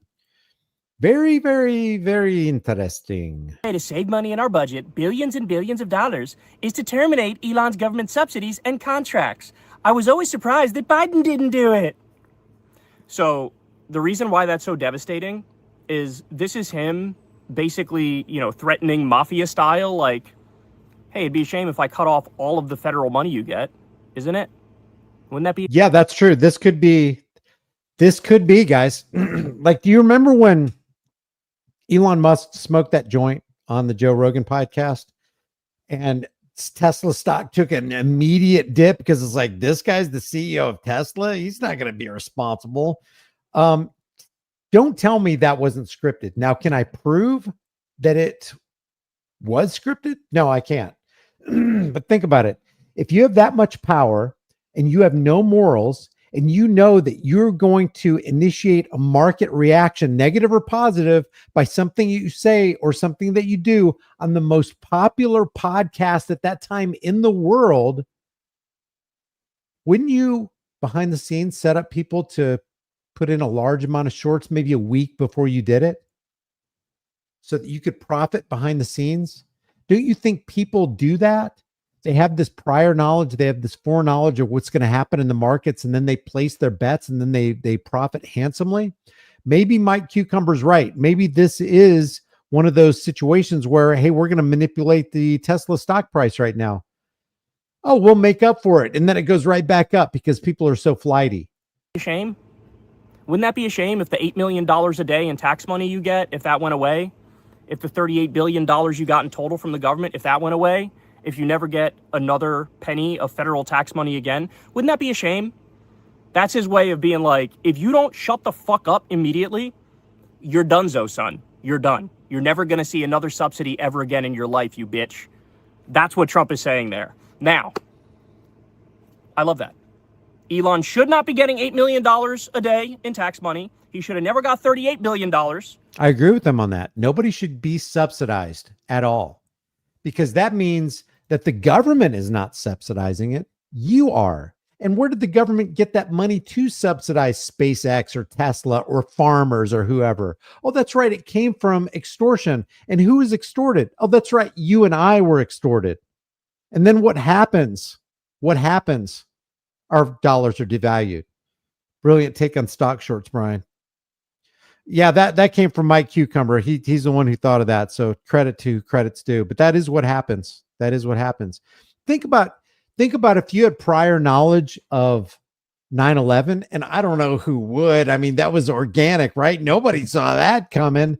And then you were to I don't know, let's say take shorts out on United or American stock that dramatically plummeted. Can you imagine how much money you could make just on those few trades right there for these professional traders that trade in billions per day? Oh, wait a second. There were shorts taken out on United, massive shorts on United and American. I mean, this is a guy, the last 3 starships exploded. Okay? The last 3 starships exploded. He's a perpetual liar. He's been lying about self-driving vehicles for damn near a decade now.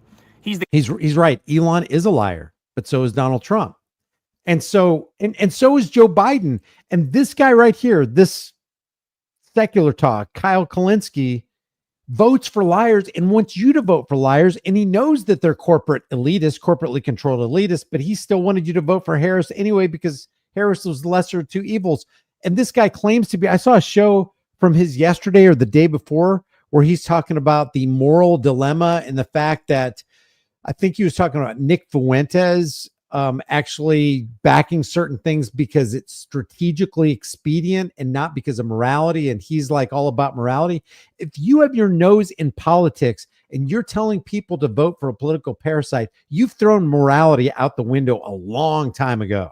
the king of scams. The number of times he's done vaporware, I literally have lost fucking count of the number of times he's done vaporware. Anything he's done that has worked has nothing to do with him. He's a branding master. He's a marketing master. He's not, you know, the engineer who gave us Starlink, right? He's not the engineer who gave us the Teslas that everybody used to like that now they despise because Elon is basically aligned with Nazis, and so they lost their liberal base that used to buy those cars. I'm gonna actually turn this on to 1.25 speed because I want to get through this. Right. Come so on, make your point. If Trump actually follows through on cutting off all of Elon's government money, that is fucking awesome. He deserves it. Elon deserves it. In fact, that's the least that he deserves. What he actually deserves is to have all of his companies investigated. He deserves to be in prison. I do agree with a lot of what he's saying right here. For the various crimes he's committed, But so does Trump deserve to be in prison. So does Biden deserve to be in prison. And they all deserve to be in prison for the same reason, because they've done bad things to the American people in the name of helping them and protecting them and serving them and making America great. including the illegal and unconstitutional DOGE cuts, which went after stuff like pediatric cancer research and Meals on Wheels and flight safety officials and nuclear safety officials. All that stuff could have been covered by charities, guys. But see, here's the thing. He'll pick something that sounds good, let's say pediatric cancer research, and he's saying he's literally saying it's okay to steal from the American people for that, but don't you dare steal from the American people and support defense contractors or the military industrial complex, giving more money to the corporate billionaires. Don't you dare give it to corporate welfare recipients, but definitely beat Americans over the head for child pediatric cancer research and Meals on Wheels and all these good things. I don't care how good sounding it is or it seems. It's never right to initiate, to point. You're basically pointing a gun in Americans' face and saying, give me this money and we'll make sure we put it to good use. Unbelievable how people are just willing to sell their souls. Let's see what Brian Tyler Cohen says about this. The feud between Trump and Elon just reached a fever pitch, with Elon dropping nothing short of a bombshell against Trump. He took to Twitter writing, "Time to drop the really big bomb. Donald Trump is in the Epstein files. That is the real reason they have not been made public. Have a nice day, DJT." Which suddenly makes this video appear in a whole different light. Would you declassify the 9/11? I've played this video so many times on my channel, guys. Watch Trump balk at the idea that we would make the entire Epstein file declassified. Files. Yeah. Would you declassify JFK files? Yeah. Would you? I did a lot of it. Would you declassify the Epstein files? Yeah, I would. All right. I guess I would. I think that less so because, you know, you don't know. You don't want to affect people's lives if it's phony stuff in there, because there's a lot of phony stuff with that whole world. There can't be phony stuff in the JFK files or those other files, but there's probably phony stuff. Yeah, there's got to be phony stuff in the Epstein files. You know, like maybe my name's on the list or something. Ah, yes, you don't want to affect people's lives if there's phony stuff in there. says the guy who took out a full-page ad in the New York Times to attack the exonerated Central Park Five. Yeah, Donald Trump, protector of the innocent, wants to make sure that he doesn't level any unsubstantiated claims against people, because clearly the presence of someone in those files was worrisome to Trump. I wonder who that might have been. Also, like, I'm sorry, but what are we doing here, guys? Is any of this really a surprise? How many more photos and videos of Donald Trump and Epstein do we need before we start to acknowledge that perhaps they were more connected than we might have been led on to believe? It's true. I can't stand Brian Tyler Cohen, and he's a leftist progressive propagandist, just like Cenk Uygur and just like Kyle Kulinski, but it's true. It's true. I got to give the right credit for one thing. The cognitive dissonance truly is remarkable. Says somebody who's suffering from a great amount of cognitive dissonance in his own brain. Can both attack someone like Jeffrey Epstein to the ends of the earth as the depraved human that he was, while also miraculously excusing Donald Trump for being so obviously and visibly intertwined with him. I mean, my God, if Hillary Clinton was in the same city as Jeffrey Epstein, the right would claim that she was responsible for his entire operation. But you've got Trump literally Pretty much true. Pretty much true. standing next to the guy in God knows how many photos and videos, photographic and video evidence, and it's wiped from everyone's brains. Listen to Trump's own words while speaking with New York Magazine in 2002. I've known Jeff for 15 years, terrific guy, he's a lot of fun to be with. It is even said that he likes beautiful women as much as I do, and many of them are on the younger side. No doubt about it, Jeffrey enjoys his social life. Yeah, I wonder if Trump knew about Epstein's habits while he was explaining out loud that Epstein's victims were, quote, on the younger side. I don't know, guys. I think the jury's still out on this one. Let's believe Trump when he suggests that Joe Biden died in 2020 and is now a robot. But when it comes time to make a call on Trump's association with Epstein, I think there's simply not enough evidence. Got it. Elon's statement would also explain some, let's call it, tension between what members of this administration were saying before they got into office versus what they're saying now. Just real quick before we continue on with this, looks like Bitcoin also took a $3,000 hit today. The market didn't seem to suffer very much. Let's look at the S&P. I don't think the S&P suffered very much at all. S&P 500 stock price. Yeah, 0.5%, 0.25% for the Dow, but Bitcoin is down. Let's see, ADA, Cardano's down 5%,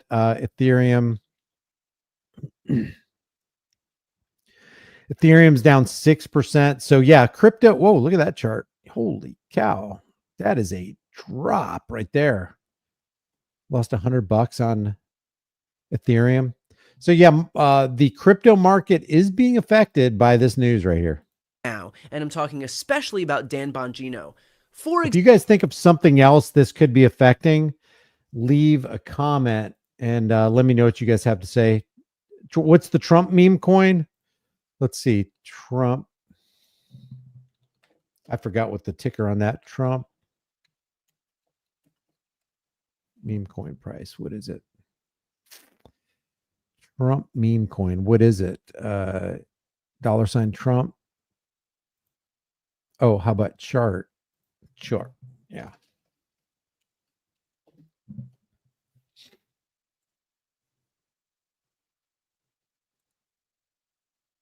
Yeah, it's taking a dive too. Down 10% today to $9. Let's look at 3 months ago, a year ago. There's a high of 44. That's when it was first launched. And now it's down to 9. The lowest looks like it was Max Supply. Where's the low?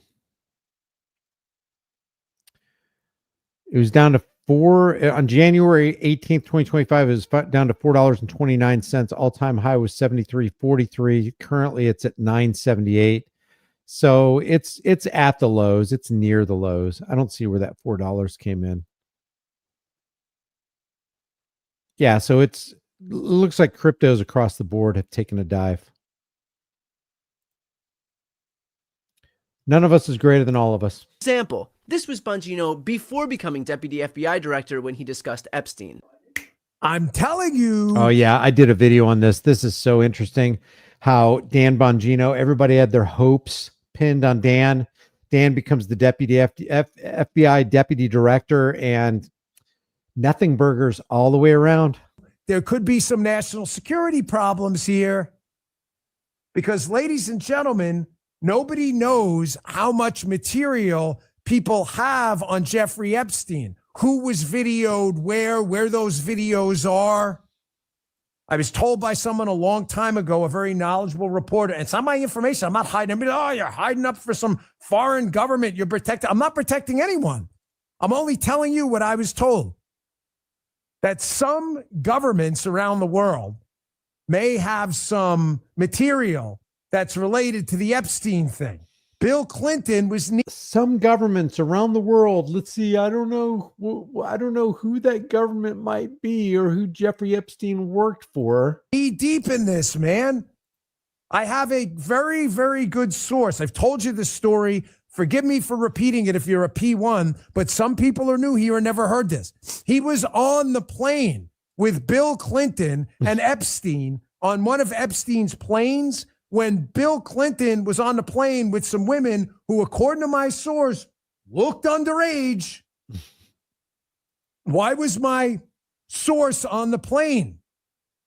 Dan, you know people who... I bet you anything, if they came up with a video that showed Donald Trump in those compromising situations with young people, that they would just write it off as, oh, this has to be AI generated. Now with Jeffrey Epstein, no, I don't. He was working.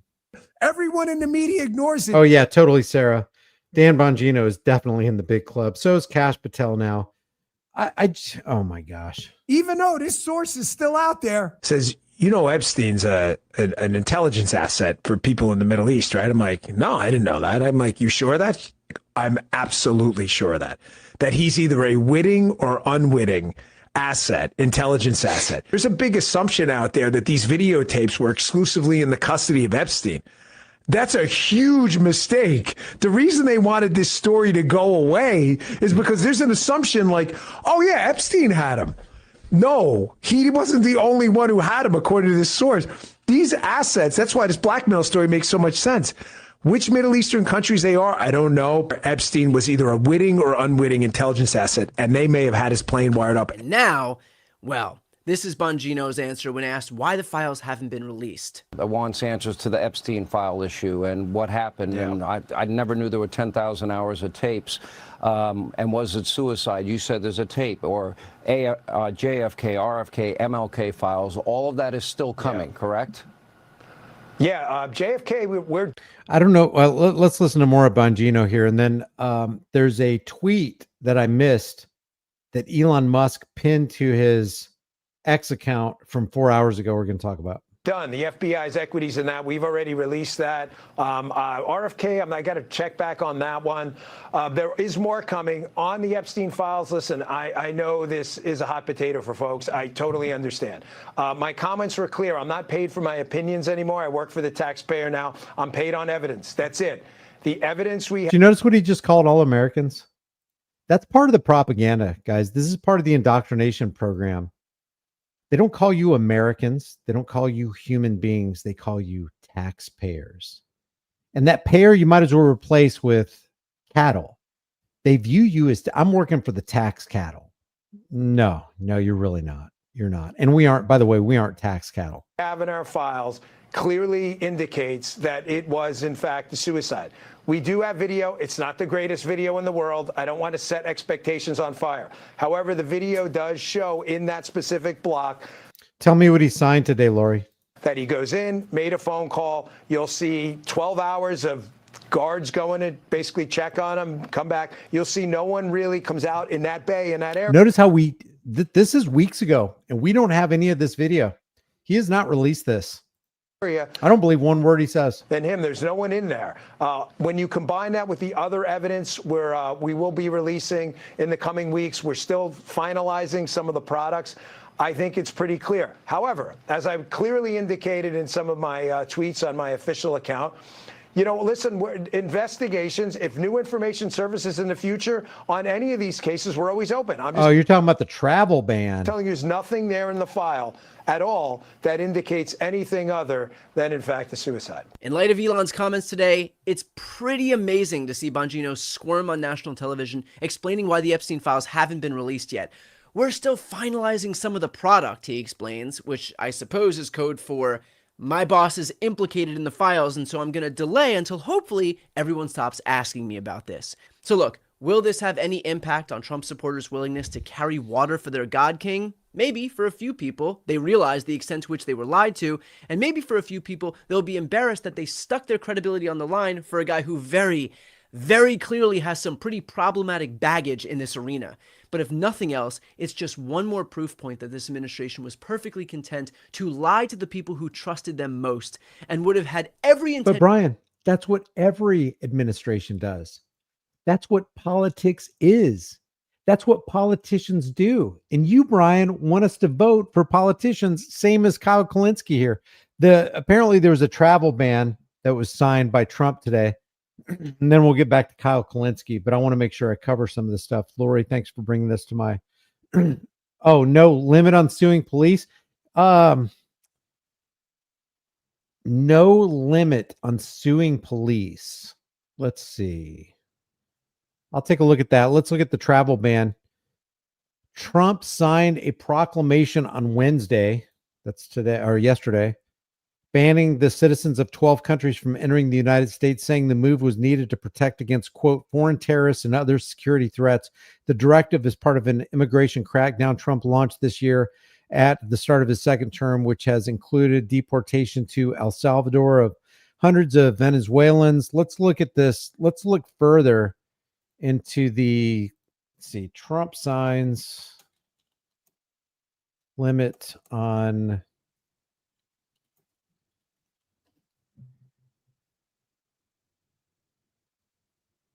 that's from April 28th. Trump signed an executive order on policing that aims to strengthen. Yeah, that's his executive order, but what did he sign today? That's part of this unleashing law enforcement to pursue. We're just unleashing law enforcement to pursue criminals and protect citizens, says the government. We're from the government and we're here to help. Ourself to your stuff is the way it should end.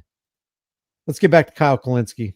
And the Department of Education and every single fucking thing you can think of. He signed a bill limiting holding police accountable by suing them.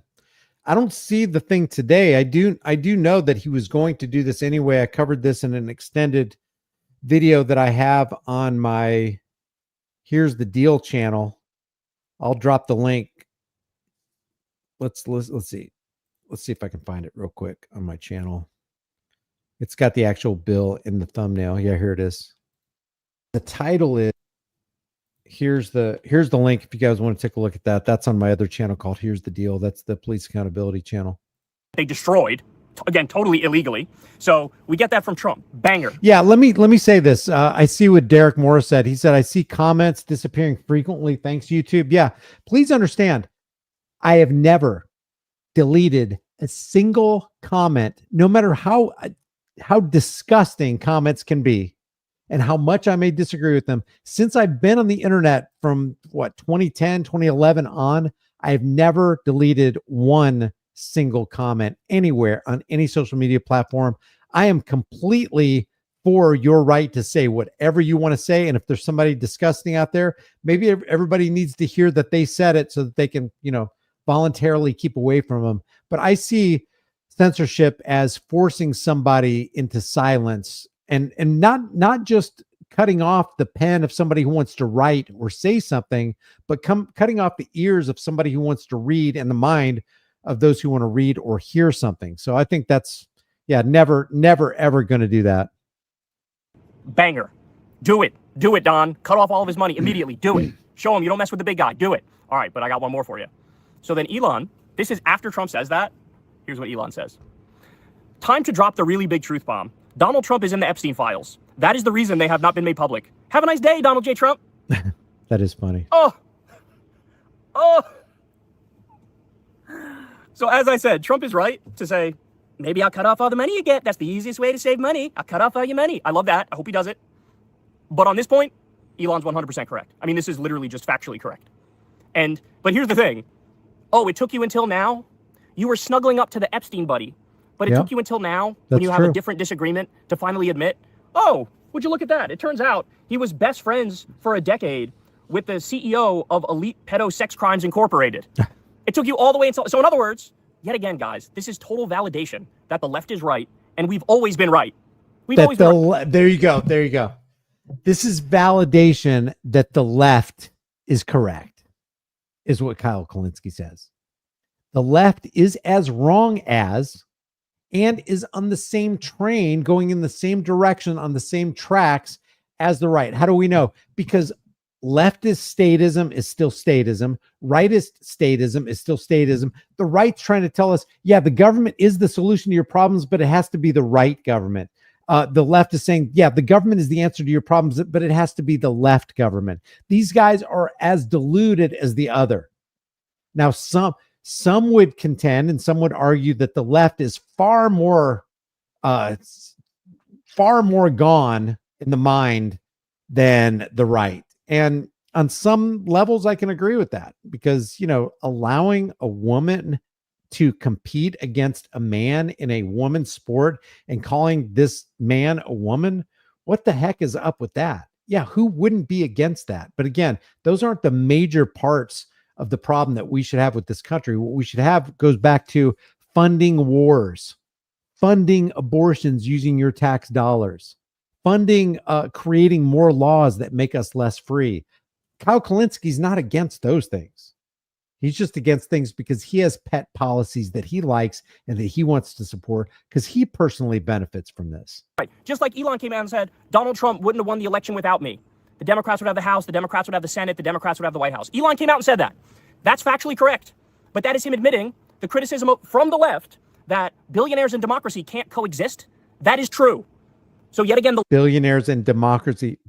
The reason we have democracy, which is, in the words of the founding fathers, two wolves and a lamb deciding what to have for dinner, is because we have billionaires running the government and have had that since at least 1913. left is correct. Billionaires and democracy can't coexist. He's bragging about the corruption of buying an election. Well, here he is saying, I was just best friends with Epstein's buddy and working with him day in, day out. What an amazing admission. So yet again, we were correct. By the way, we were like one of only a handful of people who were willing to talk about the truth in regards to Trump and Epstein. Everybody on the right who pretended to be obsessed with that issue, they would shove their head in the sand. Immediately, Donald Trump's name would come up. Well, guess what? We have Jeffrey Epstein on literal audio tape saying, I was best friends with Trump for a decade. And he knew the intimate, detailed. Okay, here's another leftist name. Man, I was hoping that I could get some more right-leaning people on here. Let's see. Here's another leftist named Luke Beasley responding to this. Got emergency broadcast. Elon accuses Trump of Epstein bombshell. Welcome, welcome, welcome. Jump in. We're doing an emergency and live stream. Guys, people like this get, let's see, chat replay, open panel. Yeah, we're going to see what some people say in the chat here. This guy streamed 2 hours ago, has 83,000 views. That's how easy it is to dupe a whole bunch of people into accepting a pile of garbage. Because Elon, you can take that down, Jade. Elon just dropped a bombshell. I did not guess it was going to go here. We've been wondering what happened with the Epstein files. It's unbelievable what I don't know about you, but when I watch videos like this so that I can find videos to comment on, I got to watch it in at least 1.5 speed or I can just never get through it. So I'm going to up this to, I got it at 1.25 already. I don't want to make it too fast, but let's see. Let's see how this guy responds. Elon is not someone I trust, so I take any of his statements with a grain. Derek, thank you for that. Another Disturbing Illusion membership from Derek Morris. Thank you, Darius. That's all. Thank you, Derek. Their feud, 3 days, 1 week after doing an Oval Office event where Trump said he absolutely loves Elon, has escalated to Elon accusing Trump of suppressing the Epstein files. Come on. Here we A go. nice day, Donald Trump. Oh my gosh. What is happening? Now, it's hard to ignore, as I just want to jump on here to see your comments live as they come in. What's up, Jim from the Philippines? That reminds me, I don't know if anybody's keeping up with what's going on with Vitaly. Vitaly is a very, very popular viral prank YouTuber that pushed the envelope there in the Philippines, just completely embarrassing people in the Philippines, doing just stupid stuff to these poor people. And he got called out by a person while Vitaly was live streaming and basically said, the universe is going to get you back. I don't have to. And the universe did, because he's sitting in a Filipino prison right now and kind of deserves it. But we'll see. We'll see what happens. I was thinking about doing a live stream with that guy who called Vitaly out. And if you guys are interested in that, put a 1 in the room. That if Elon's saying what it seems like he's saying, then presumably he's known about this. And why would he have only shared it now? That's a question. Some Chuck said, I never go to Twitter, but did today when they started heating up, and bam, Elon is on them. Good drugs today. Going out in a blaze, lol. I don't even know what to say. This is absolutely. So let me walk you through some of what I was going to update you on in a different segment. I don't know why he reminds me of a. No, I'm not going to do it. I'm not going to say it. It doesn't matter. It doesn't matter. The normal show, we're waiting to see if Trump will respond to these allegations. We're also waiting, and I have pulled up here whenever it happens. Supposedly, Trump is holding a roundtable. At some point, he might have to cancel that, baby boy. He might have to cancel that. You just saw something flash across the screen saying something about Musk calling for Trump's impeachment. I would not doubt that, but let's check it out. Wow, I got too many irons in the fire right here. Let's see. What Elon Musk is doing is genuinely heroic, says Constantine. He will win no friends in politics and will be ostracized by the current administration, but he is totally right. Donald Trump says, I'm delighted to nominate this Jared Isaacman, an accomplished business leader. This is what he said about Jared. Let's see. I super agree with this guy. What does this guy say? Speaker Mike Johnson says at some point Congress has to stop this endless cycle of out of control deficit spending. I agree with this guy. Oh, this was February 9th, 2018. And yet Speaker Mike Johnson is for the big, beautiful bill. One thing I like about this is that Elon Musk is unearthing and exposing the hypocrisy in all these political circles. Okay, so Elon Musk just reposted this from Naval. 2.8 million followers and zero following. Elon's stance is principled. Trump's stance is practical. Tech needs Republicans for the present. Republicans need tech for the future. Drop the tax cuts. Cut some pork. Get the bill through. Elon Musk reposted that. Why not say Trump's stance is disgustingly abominable? I mean, if you want to, because there's practical and there's disgustingly abominable, which is what Elon Musk said Trump's bill was. And this is the one I want to talk about, and then we'll get back to Owen Schroyer. And I'm pretty bored with put a 2 in the room if you want to not listen to any more of Luke Beasley. Put a 1 in the room if you want to go over some more of what Owen Schroyer was saying. And let's go over this right here with Elon Musk. Is it time to create a new political party in America that actually represents the 80% in the middle? 2.5 million votes with 19 hours left has been seen 28 million times, and 81.5% say yes, 18.5% say no. That's a landslide right there. That is a landslide. Elon Musk is poisoning my city, says Memphis Life.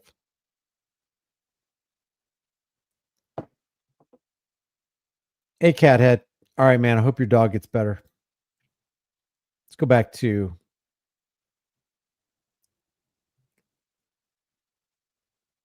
Working 12 hours a day, but has time for X tangents. We will go back to, I got too many. Here's Owen Schroyer. We can support what you're doing for the economy without support. Dang, Lisa Gordon with the super chat. Dark MAGA versus MAGA. Elon versus Trump. Let's rumble. May everything be exposed. Hiya, Brian. Thanks, Lisa. I appreciate that super chat. Supporting raising the debt ceiling. It's really that simple. What did he say? We can support of this big, beautiful bill for us. This isn't removing the stench of this big, beautiful bill for us. We can support all these things. We can support what you're doing for the economy without supporting raising the debt ceiling. It's really that simple. And if you do get your tariff goal accomplished, which I'm cheering for and I support, then really what you're saying here is that we can cut into the debt and the deficit at margins astronomically, and instead you're going to nullify all of it with this big, beautiful bill. Owen, what gives you the idea that Trump is going to cut spending or that he's done devaluing the dollar when he did it in spades during his first term? I don't get it. So now maybe they're working for the same team owners. What do you not get? It's so desperate here. He's trying to attach all this good stuff that's undeniably good to this big, beautiful bill that hasn't even passed. It won't even, it can't even pass the smell test now. Go ahead. Even lower than that. And when I took it over, it was a mess. Remember, we had the worst inflation probably in the history of our country. They say 48 years, but let's say I think it's worse than that. So we had the worst inflation in the history of our country under the Biden administration. Now we're down to a beautiful number, 2%. You'd actually like to keep it there. Better than zero is 2%. It's going down maybe to 1%, and 1% is like perfect. That's perfect. You don't want to have zero for certain reasons that nobody is very interested to listen to. That he can't explain. Yeah, you do. You want 0% inflation. That's exactly what you want. When you have inflation, you have a hidden tax, an additional hidden tax. You don't want any inflation at all, ever. Inflation works for the bankers, not for Americans. But we have almost perfect inflation. Almost perfect inflation. I don't know about you guys, but my grocery bill is not going down. My gas bill is not, my fuel bill is not going down. My electric bill is not going down. Prices are down. Everything. Remember eggs? We weren't going to buy another egg for the next 20 years. They were so expensive, right? Remember? You guys all hit me about eggs. Eggs have come down 400%. Everybody has eggs now. They're having eggs for breakfast again. But if you look at gasoline, very important. I think always the most important because it's the energy is the biggest factor. That's what happened. He screwed up our energy policy, and everything went up because energy went up. But now energy is way down, and they have states where you're at $1.98 a gallon for gasoline. So the costs have come way down. And one of the things I ran on was that. I ran on the border. We have the best. Prices have not come way down. As a matter of fact, Donald Trump, and I did a video on this too, said that gas is down to $1.98 in some places. Gas was never down to $1.98 in some places. Egg prices in the U.S. have seen significant fluctuations this year, largely driven by the ongoing bird flu outbreak, which is also another script that these people have written to decimate Americans. Remember, eggs are the poor man's protein. Chicken was the poor man's protein. So when you dramatically increase the prices of the poor man's protein, the poor man stops eating protein. And who benefits from this? The rich men who caused this to happen. So they eke certain people out of the market. When you start messing with people's macro and micronutrients, you're a special kind of evil.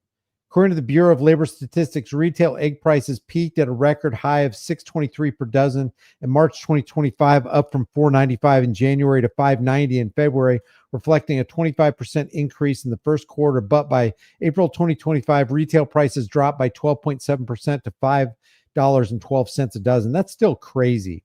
Wholesale egg prices have also fallen sharply, reaching $3.45 per dozen by late May of 2025, nearly 5 months. It's a nearly 5-month low. Gas prices, not $1.98. They average about $3.12 a gallon, down from $3.60 a gallon a year ago. Border in the history of our country, 99.99%. It was last week, 3 people came in, 2 of them for medical reasons. We let them in because one of them had a heart attack. I think it was a nice thing to do, and one of them had something else. So we've never had, I had very good numbers for 4 years, but we're really topped it. And I want to thank Christie and Tom Homan. They've done a fantastic job. But nobody mentions that anymore. Remember, a few months ago, the border was a total disaster. People were coming in by the hundreds of thousands of people a day.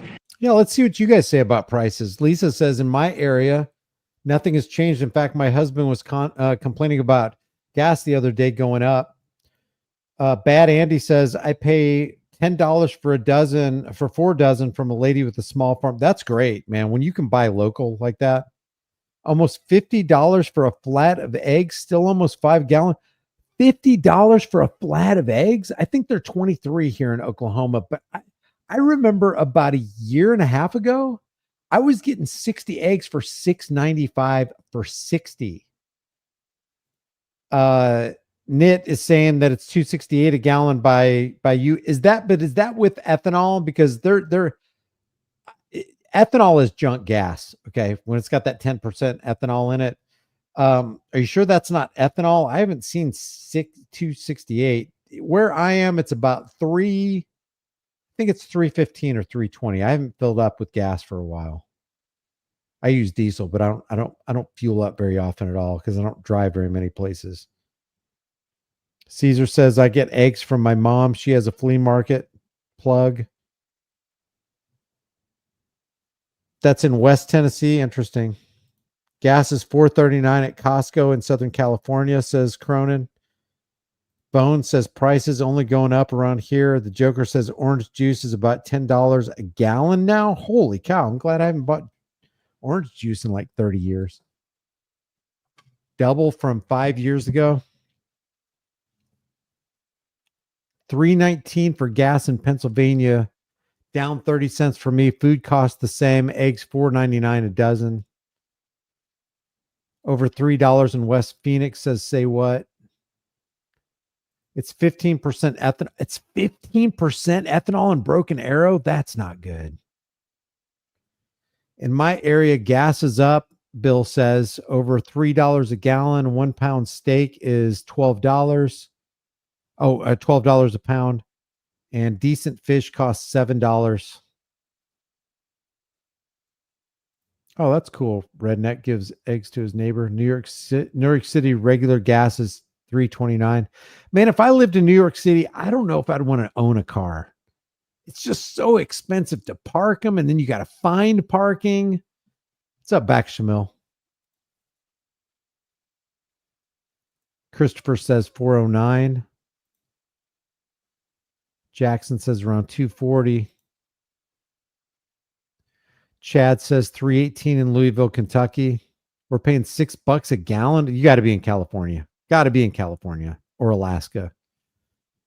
$4 a dozen for farm fresh eggs. $8 per gallon for raw milk. Holy cow. Let's see. Gas jumps up and down every day in Florida. Typically 360, says Strong. Sarah says OJ is $9. Hopkinson, what's up? Michigan butter is $8. Is that for a stick? Man. What's up, News Now Ninja? I think the gas here in Houston is like $2.75 with the gas card. You can get $10 off of a gallon. 10 cents off for a gallon. A week, a month. I mean, we had a month, 2 million people came in 1 month. The border was being overrun and a lot of bad people, criminals, murderers. Is Palantir down 777? That'd be a good thing to take a look Dealers. at. We had some of the worst people in the world coming in from all over the world. It's totally closed. And you know what? People are coming into our country, but they're coming in legally. So we've done a great job. Elon knew that. Elon endorsed me very strongly. He actually went up in campaign for me. I think I would have won. Susie would say I would have won Pennsylvania easily anyway, even if the governor ran, the real governor, not the governor from Minnesota. Now pause it real quick right here, sick. because let's just do full spectrum analysis. There is no doubt that Elon Musk was imperative in helping put Trump over the scales of victory. Now, could Trump have done it without Musk? Maybe. I'm not so sold that Trump couldn't have done it without Musk, but he was definitely huge in that process. But more importantly, I think Musk was important in the process of funding some of these other races and getting people out to vote and register people to vote in states like Pennsylvania that Trump won, and then that we were able to flip some seats in the House and the Senate. So I think there's kind of a middle ground there. But aside from that debate, the reality of the situation is it is a conflict of personalities. And it's not good political practice, but this is just the state of America here. There are people that are going to be loyal to Trump no matter what. There are going to be people that are loyal to Musk no matter what. And so... yeah, and that's a problem. Don't you think that's a problem? If there are going to be people that are going to be loyal to Trump or Elon or anybody, no matter what, you don't have any principles. You don't have any morals. You can't be in that camp. Kanye West says, bros, please, no, we love you both so much. What the heck? What the heck? I think you're going to start to see that start to play out now in this cult of personality situation. There you go. There you go. Owen Schroyer, Alex Jones, everybody on the right, everybody on the left are card-carrying members for the cult of personality. That's a problem. That's a problem. That's how you usher in totalitarianism. That's how you get a Joseph Stalin or a Benito Mussolini or a Pol Pot or a Mao Zedong or an Adolf Hitler. When you check into and never check out of the cult of personality, and you're so cemented in your cognitive dissonance and you've been locked for so long in your echo chamber, you can't get out. You don't even know that you're still in there. You think that you're free. You think that you have freedom of expression. You think that nothing's, there's no strings on me. And you're just bought and paid for, signed, sealed, and delivered. Thank you, Fally. Drinking, guzzling the Kool-Aid. That's Owen Schroyer. That's Alex Jones. If you doubt it, check out what Alex Jones says about Palantir and how for 3 decades he warned people night and day about the quick advancing technocratic state and the tech bros and the AI and the rise of the machines and Skynet. And all of a sudden he's like, hey, Palantir's not that big of a deal. And why is he saying that? Because he's checked into the cult of personality for Donald J. Trump. And obviously Donald J. Trump's for it. Alex Jones has to be for it. So there's no doubt if this feud is real and continues, it will hurt Trump. Oh, Alex Jones is on. You guys want to see that? This is going to be interesting. Alex Jones is on. He's trending right now on Twitter. Let's see. Let's just refresh this. Oh, come on. Where is it? Come on. We got to get AJ here. Oh, he's driving. Asperger's. He's a genius. Got to get an emergency broadcast in here. Let's see. I got to get this on air. Let's see. How do I get this over there? What it just happened? Let me see.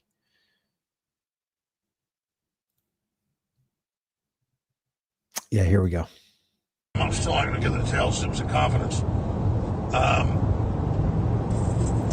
The Cash Patel.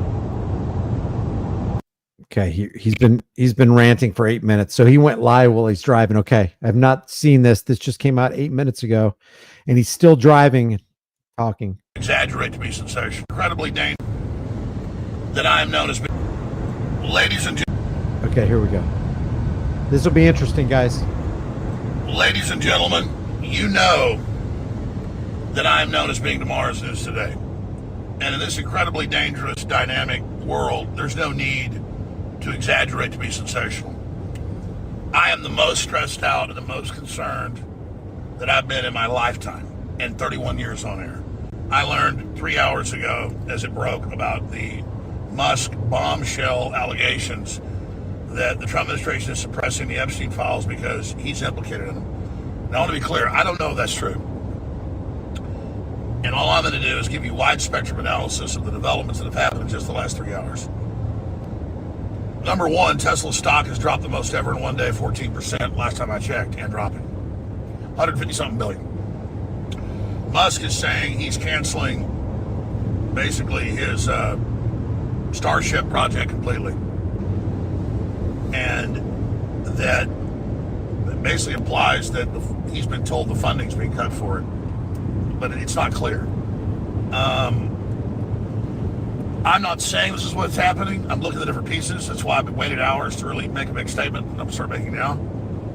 But Musk has been under incredible pressure at that press conference a week ago where they heard Trump gave the key to the White House. Musk, if you look at the video, is looking extremely stressed out. He's looked the most stressed out I've ever seen him in the last couple of weeks. Alex Jones will do this. He'll go down a subjective trail and try to kind of build a foundation. It's a faulty foundation, but he'll build a foundation on that about how somebody looked or how much stress somebody's under. And, you can't, I'm for Elon and I'm for Donald Trump, and they're just kind of bickering, and he doesn't really mean what he says. He's just under a tremendous amount of pressure and making excuses. This is what I can't stand about Alex Jones. He'll make excuses for Donald Trump and Elon Musk to try to keep all this thing together, to save face for him, because he's for both of them. And now he's got to kind of make a decision, or does he? And now he's going to explain it away, whereas he doesn't afford the same opportunity to anybody in the Biden administration. Oh, maybe they're working through things. I can see a whole lot of stress on Biden's face. And, the poor guy, he's just awash with a whole bunch of pressure on him. And that's why he's making the decisions. He will make that same claim about Donald Trump or Elon Musk. He will justify any kind of tyranny Donald Trump brings along, because he's like, well, you don't understand. He's playing 4, 5, 6D chess. He's up to 12D chess now, and you don't understand because you're not a reporter. You're not a researcher, like he said with that Palantir thing. Just look at that video from yesterday. And he said he's very upset about the big, beautiful bill because it expands spending. But in that is basically AI, total liability protection, and Palantir, which he's involved in, basically taking over. But he said, I don't want to be involved in Palantir, and I'm not involved in Golden Dome, that gift that Trump tried to give him. Oh, I'm with you. Auditing autism. Yeah. Manufactured angst. Let's work up the fear. Let's cause concern in the right side of the right versus left mentality. The defense contractor money. So that's really Elon being true to everything he said he would do. He also spearheaded getting rid of the electric car mandate. Trump's been kind of spinning it like Elon's mad about that, or he thinks Elon's mad about it. Elon didn't tell him that, but he thinks that. There's a lot of pieces here. There's always the Q type people. Oh, this is 3D chess. Trump and him are doing this to make the Democrats demand the Epstein file be released. Trump can have them released. They just got 3-4 months ago the 14 terabytes the Democrats were hiding in New York. Why did Bondi expose that? Why did Bondi raid it? We first broke that with our FBI whistleblowers. Boyle. The guy who tries to sell you on 4 or 5D chess to lay cover for Donald Trump is now objecting to Q using the same justification. And Seraphim. So I've got a lot of mixed signals here. And they sent the files to the FBI field offices around the country, but then my sources said, Seraphim, one of them, that since then they've not been told to investigate it, but why would you send it out? You'd sit on it if you were going to cover it up. So I'm getting a lot of mixed signals. But you see that interview 2 weeks ago, it was a firestorm of the FBI director, deputy director, tell on Gino, looking like they were hostages, the sadness in their eyes, saying Epstein committed suicide and only. See, there you go. The subject with sadness in their eyes. No, that was guilt. That was, in my opinion, it was guilt. They know the truth. They got it talking to. They're in the big club and you ain't in it. They realize now, because they're in the big club, that they're not the ones who are in control, but they're not going to say it. You're not going to hear the truth about it. Like I said before, I can't remember who it was who wrote that book or what the guy's name was, but he said something to the effect of, no matter how conspiracy minded or paranoid you might be, what the government is doing is far more evil, far more wicked than you can possibly imagine. One person tried to kill Trump at Butler, and Crooks didn't have any. See, he's the guy who told you not to believe the official story is now trying to jam the magic ear theory down your throat. The magic ear official story. The miraculous ear. The big, beautiful, miraculous ear. You got to love those ears. The Trump ears heal so quickly. And they look like there's guns to their heads. So all of this is very disconcerting. They do. They do look like there's guns to their heads. But what I know is this. Trump's really trying to stop World War III. Trump's winning on the trade deals. Wow. Maha is just doing a splendid job delivering on everything they said they would. None of what he just said in the last 7 seconds is true. And I'd forgotten last week, or 3 days ago, actually, it was Monday, 4 days ago. I was like, wait a minute, Kennedy killed the COVID shots, but now they're authorizing one. But then they made the shot not recommended, where it's not liability protection. So then the company won't offer the shots because they want to do without liability protection, Moderna. And then I remembered when Kennedy responded to us after we. He will explain away anything that has to do with Trump that looks negative. Covered it a few days ago with Renz. He said, look, I told you we're going to do double-blind placebo tests for the first time in history on vaccines, which they should do. So I've authorized them to do the study with adults that volunteer. And I'm like, oh, wow, thank you for the answer. I forgot you said that. I'm a dumbass. I'm not really a dumbass. We just saw the report and we're like, wait a minute, that's schizophrenic. No, they killed the recommendation and put warnings on everything that it can kill you and give you a heart attack. And then said, but well, you know what, Moderna? We'll do your actual government-run study that's public with placebo so they have a control group. So see. But you're still going to have people take it based on the recommendation from Maha. Whether there's a liability shield in the way or not. People are, because they trust RFK, because they trust Donald Trump, they'll let down their barriers. They'll shelf their critical thinking. They won't try to rationalize what's going on here. They won't try to understand what's really going on here. They won't look into Pfizer and Moderna's history of how bad they've been and how many billions of dollars worth of lawsuits they have. They're just going to do it on the word of RFK or Donald Trump, and they're going to get harmed in the process. And he's still laying cover for him. I still had a responsibility to come out and say this was like a betrayal. Kennedy came out within 3 hours and said, here's why. And it was like, it fit what everything was doing. So taking the fluoride out, banning the poison dyes, banning the fluoride, it's all happened. What's up, Delete Laws? Check out Delete Laws. He's doing some great work over there on the Delete Laws channel, exposing all the corrupt cops who are not protectors and servants. They're not serving and protecting. They're harassing and collecting. That's Delete Laws. Check him out. Just that alone. We'll do it live. It's wonderful. So Trump wouldn't be doing all this if he wasn't good. I also studied all the episodes. Trump wouldn't do this if he wasn't good. Hey, Alex, I know you watch my stuff too. What does Trump have to do to get you to expose him for what he really is and what he's really doing to this country? What does he have to do? If Operation Warp Speed wasn't enough, if Father the VA XX wasn't enough, if billions to the big pharma industrial complex wasn't enough, if I like take the guns first, due process second, and red flag gun confiscation laws weren't enough, what does he have to do? If being bought out by the Rothschilds international banking cartel back in the 1990s wasn't enough, if devaluing the dollar was enough, and guys, there's a long, long list. If not jailing Hillary Clinton wasn't enough, what will be enough for you, Alex, to come to your senses and then join Team Humanity and expose all these snakes. Stuff. And know the players. I was one of the first to ever cover it 15, 16 years ago.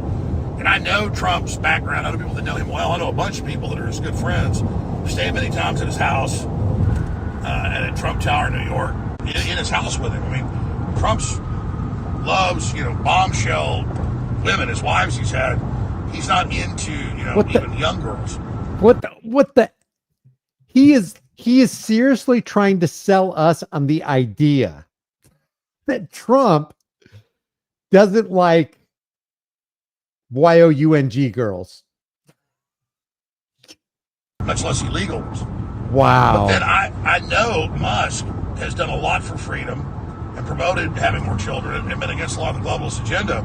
Yeah, look what Delete Laws just said. I know a bunch of people. Argumentative fallacy 101. Exactly. It's the bunch of people. It can't be an argument that stands on its own merits. Man, I am telling you what, if Alex Jones had access to video or still shots of Joe Biden or Kamala Harris with Ghislaine Maxwell or Jeffrey Epstein, you would never hear the end of it, but you don't hear this guy talk about that stuff. So I see this come out. And 3 hours ago when he was saying, hey, he's on the Epstein list, he's in the Epstein files, whatever that means, and they're suppressing because it's embarrassing and it's going to come out, I'm like, whoa, that's really serious, because I don't know what you got to believe. So the jury's out. Then I hear him saying, we're just canceling. We're going to continue to listen to Alex Jones ramble on about covering for Elon Musk and Donald Trump, as if that could even be possible. But Alex Jones is going to find a way to do it. But while we're listening to him, we're going to check in on Truth Social and see if Donald Trump has any recent posts or if Elon Musk has had any recent posts. The Mars program, basically, or the Starship program. Then I see Tesla plunging 14%. Then I see Musk say we need a new political party. And I see a lot of what looks like self-destructive behavior. And I want to be clear, I'm not siding with Trump on this. Justice be done with heaven's fault. Even though Trump overall is fighting the globalists and all this, I see credible evidence that he was doing stuff with underage girls and all that. I mean, I'm against it. I'm not a Democrat cult member that defends, the party that I'm associated with. I'm not a Democrat cult member that defends the party, and that's all Alex Jones has been doing in both administrations of Donald Trump, is promoting a political party. Whereas for 3 decades, he's been telling us, hey, they're both two wings of the same bird of prey, and that bird of prey is constantly circling around, looking to see how many Americans they can decimate. Elon Musk just tweeted or retweeted a post by this Kazan dude 11 minutes ago, and Kazan writes, keep in mind, this is an Elon Musk Trump repost. Kazan writes, I hate that this needs to be clarified, but no, Elon did not criticize Trump personally first. Trump criticized Elon first. Elon criticized Trump's bill first. Trump commented on Elon around June 5th at 2:08 Eastern time during a press conference. At 12:46 p.m. Eastern time, Elon commented on X. So let's see. This never needed to get personal. It never needed to be about Trump, Elon versus Trump. It always was about the deficit and whether the big, beautiful bill was what. Okay, so let's see. A beef is developing between Trump and Elon. And man, am I disappointed. But first, here's what's going on. Last week, the House passed what Trump is calling his big, beautiful bill. Elon called the bill a massive, outrageous, pork-filled congressional spending bill and a disgusting abomination. The bill is huge, over 1,100 pages. There are completely different interpretations of how the bill impacts our $2 trillion deficit and nearly $37 trillion debt. The Congressional Budget Office, or CBO, says it increases them. Trump's team says it decreases them. So what's the truth? The answer is, it depends. Trump's team is correct that they and the CBO are using different assumptions. But even if they use the same assumptions, the fact is that whether the deficit shrinks depends on how much the economy grows. If GDP growth is modest, around 2 to 2.5%, Tax revenue growth won't be enough and the deficit will grow. On the other hand, if GDP growth is exceptional, like 3.5%, then Trump's team may be right. The CBO is not projecting that the bill will create exceptional growth. Trump's team probably is. Part of the problem here is that this is just not being messaged well and in one place. This is such BS, guys. This is such BS. And how do we know it's BS? Because when they write a bill just to sustain that bill, they have to steal from the American people. This bill, even though Trump says that it reduces the deficit by $1.6 trillion, that's not true. This is I'm from the government and I'm here to help. I'm from the government. You can believe us. We are going to lower the deficit. How does somebody who blew up the deficit to the tune of $12.4 trillion at the very minimum with that $6.2 trillion signature for the CARES Act, how is he going to all of a sudden turn around in his next term and he's going to reduce the deficit? Ain't going to happen, especially when you're going to get with the Federal Reserve and change interest rates and demolish the economy even further. And especially when you want to do tariffs on China, which adds more taxes to the debt of Americans. You're going to pay higher prices with tariffs. The Chinese don't pay it. American corporations pay it, and then they pass that down to the consumers, the end consumers. Delete Laws just became a new member. Thank you, Delete Laws. I really appreciate that.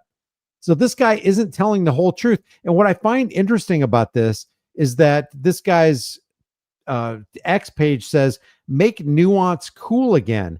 Well, the nuance that you are leaving out of this, Kazian, is that the Federal Reserve owns all of this. It owns all of the pawns on the chessboard. When you have this, you got every politician, every senator, every congressman, every president, every Supreme Court justice in your pocket. And until you do something about reinstituting a sound money system that actually has to do with something of real value and not because an edict says that this $20 is going to be worth this much, then you're really not doing anything about anything. And the more laws that you have and the more bills you pass, the more it's going to cost the American tax cattle. Increases them. Trump's string like 3.5 that we the people need to cobble together to understand what's going on. But personally, that's not my biggest issue with what's going on. This is how Trump responded to Elon. So we've done a great job.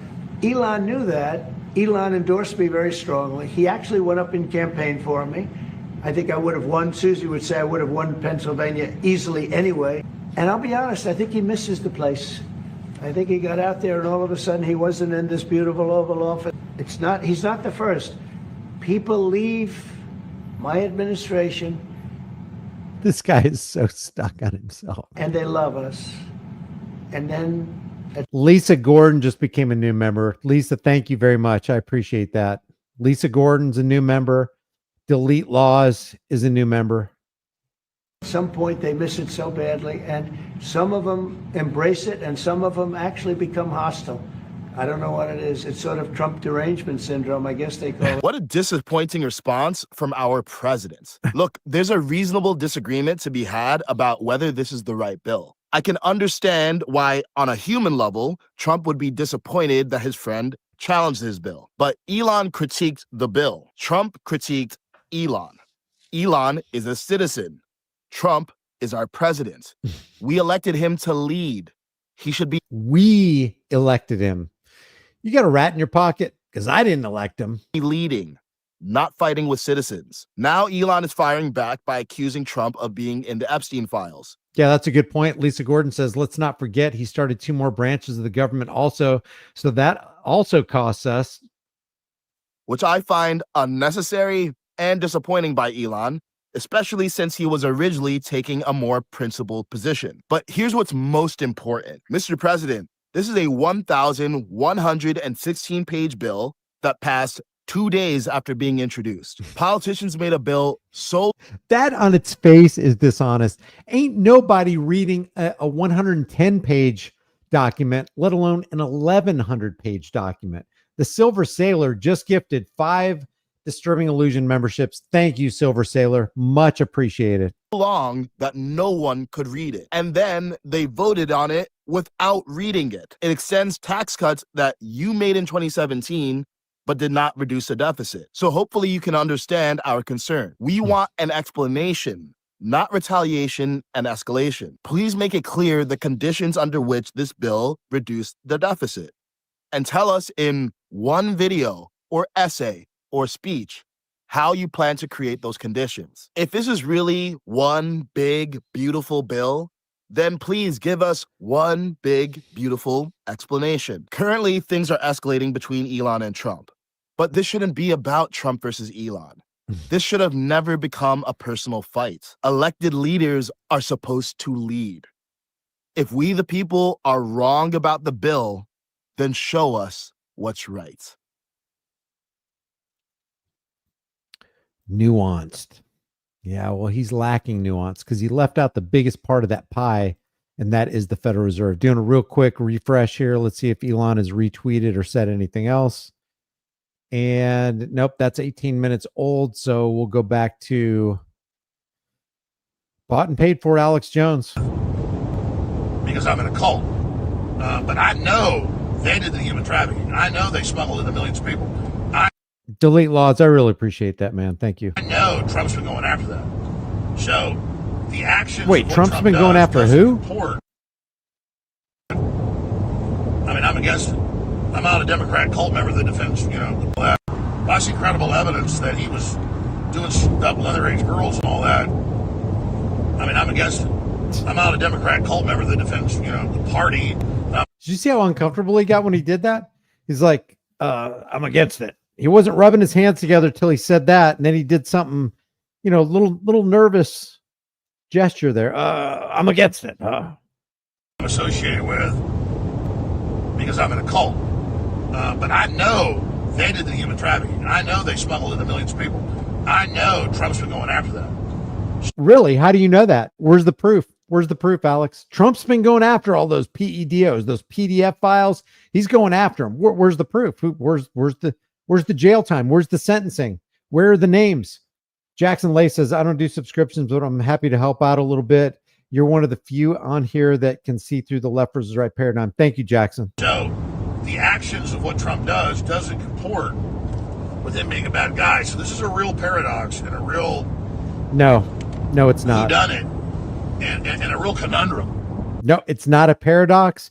It's not a whodunit. It's not a conundrum. These all work for themselves, for their own benefit, to the detriment of every living American, and by extension, really everybody in the country, because this still is, for a very short time, the world's reserve currency. And so I see so many people going, oh, this is a big story, and let's get the popcorn out. Well, let me tell you, this is a tragedy regardless of what's true. Because we need the Trump-Musk alliance. Wow. We need the good work they're doing. He literally wants you to just keep your mind on this side of the curtain. The Trump-Musk alliance. Just keep yourself right here.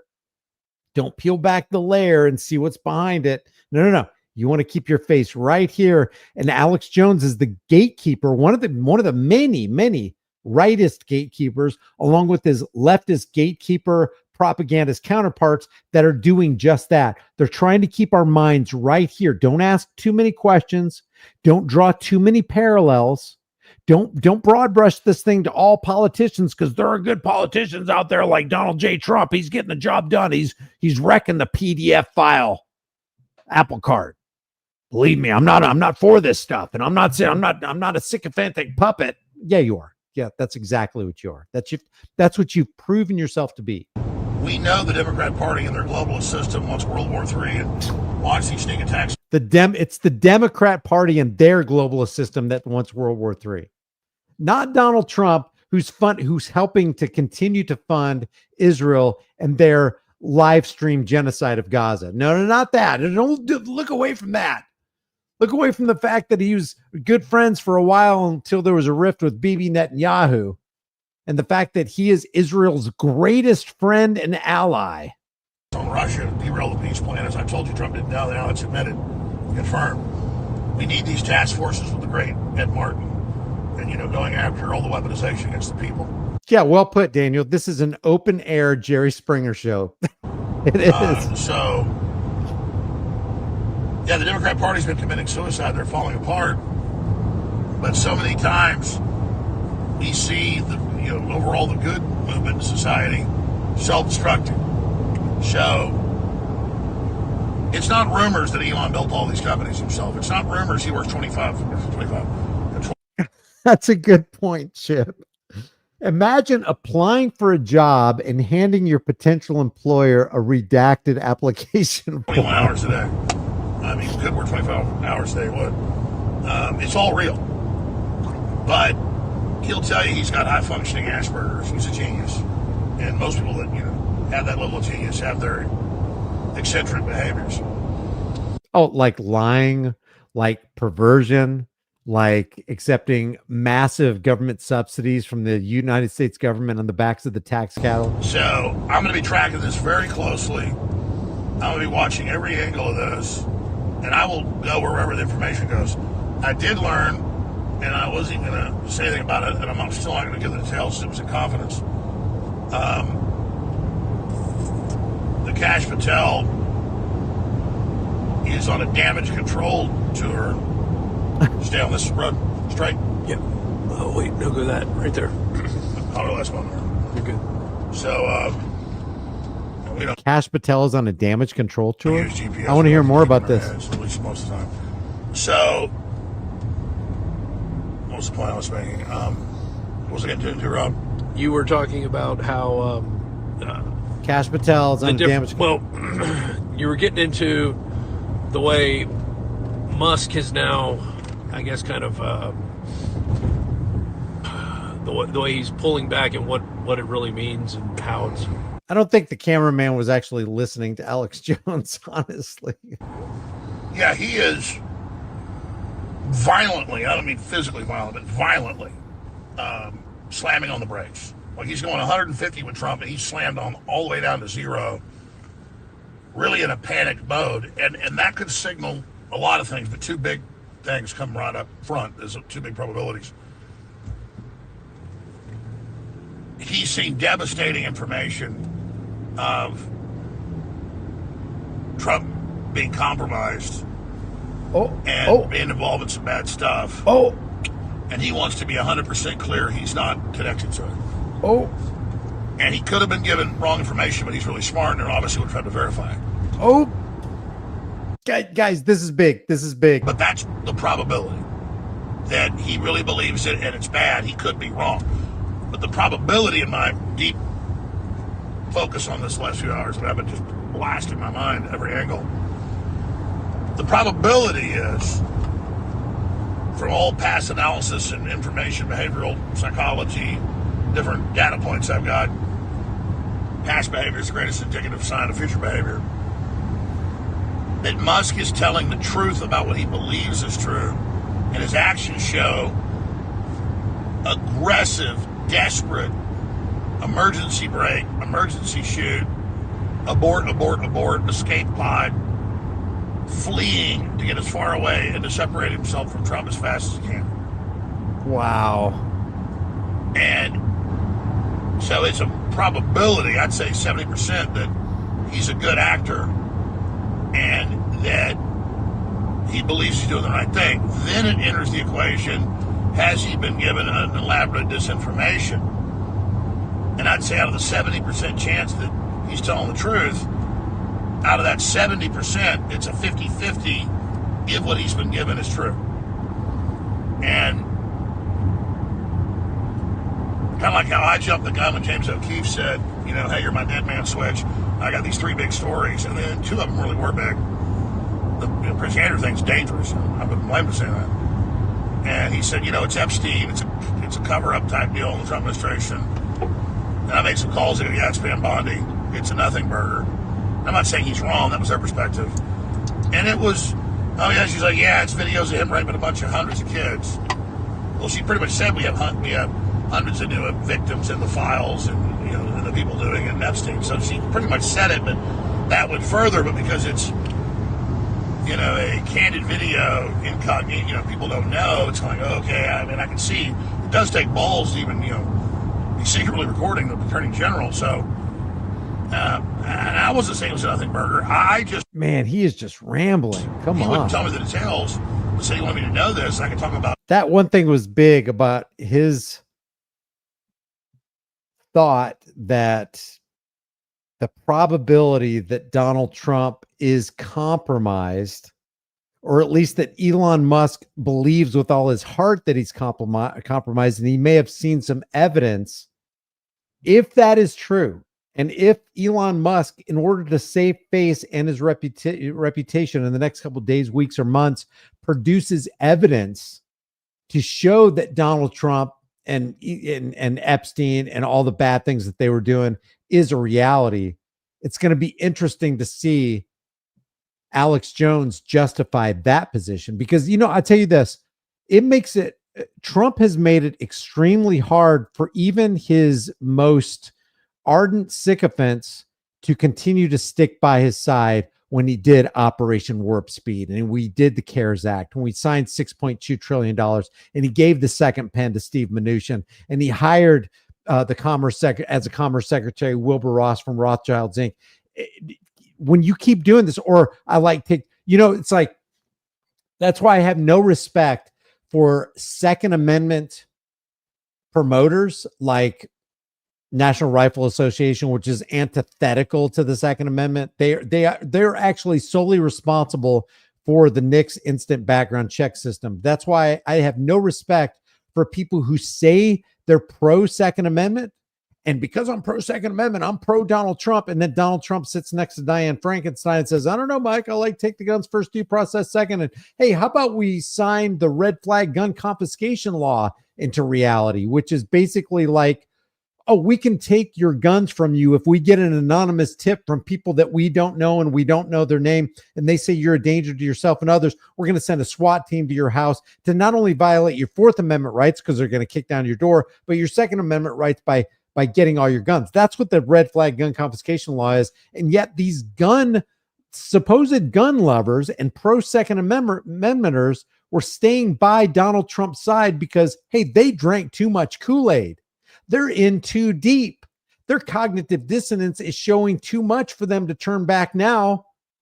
So they continue promoting Donald J. Trump in the face and wreck their reputations among the ranks of anybody who's principled. Because if you're still in politics, you're gonna succumb to that justification.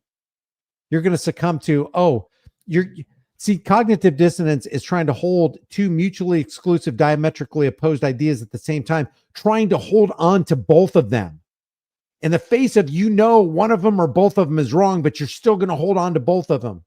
I'm for the Second Amendment, and I'm for Donald Trump, who just demolished the Second Amendment with this red flag law. I love them both. No, you don't. No, you don't. You're kidding yourself. You're lying to yourself. And because you're kidding and lying to yourself, you're trying to lie to the rest of us, and you want us to be okay with it. Well, guess what? I'm not.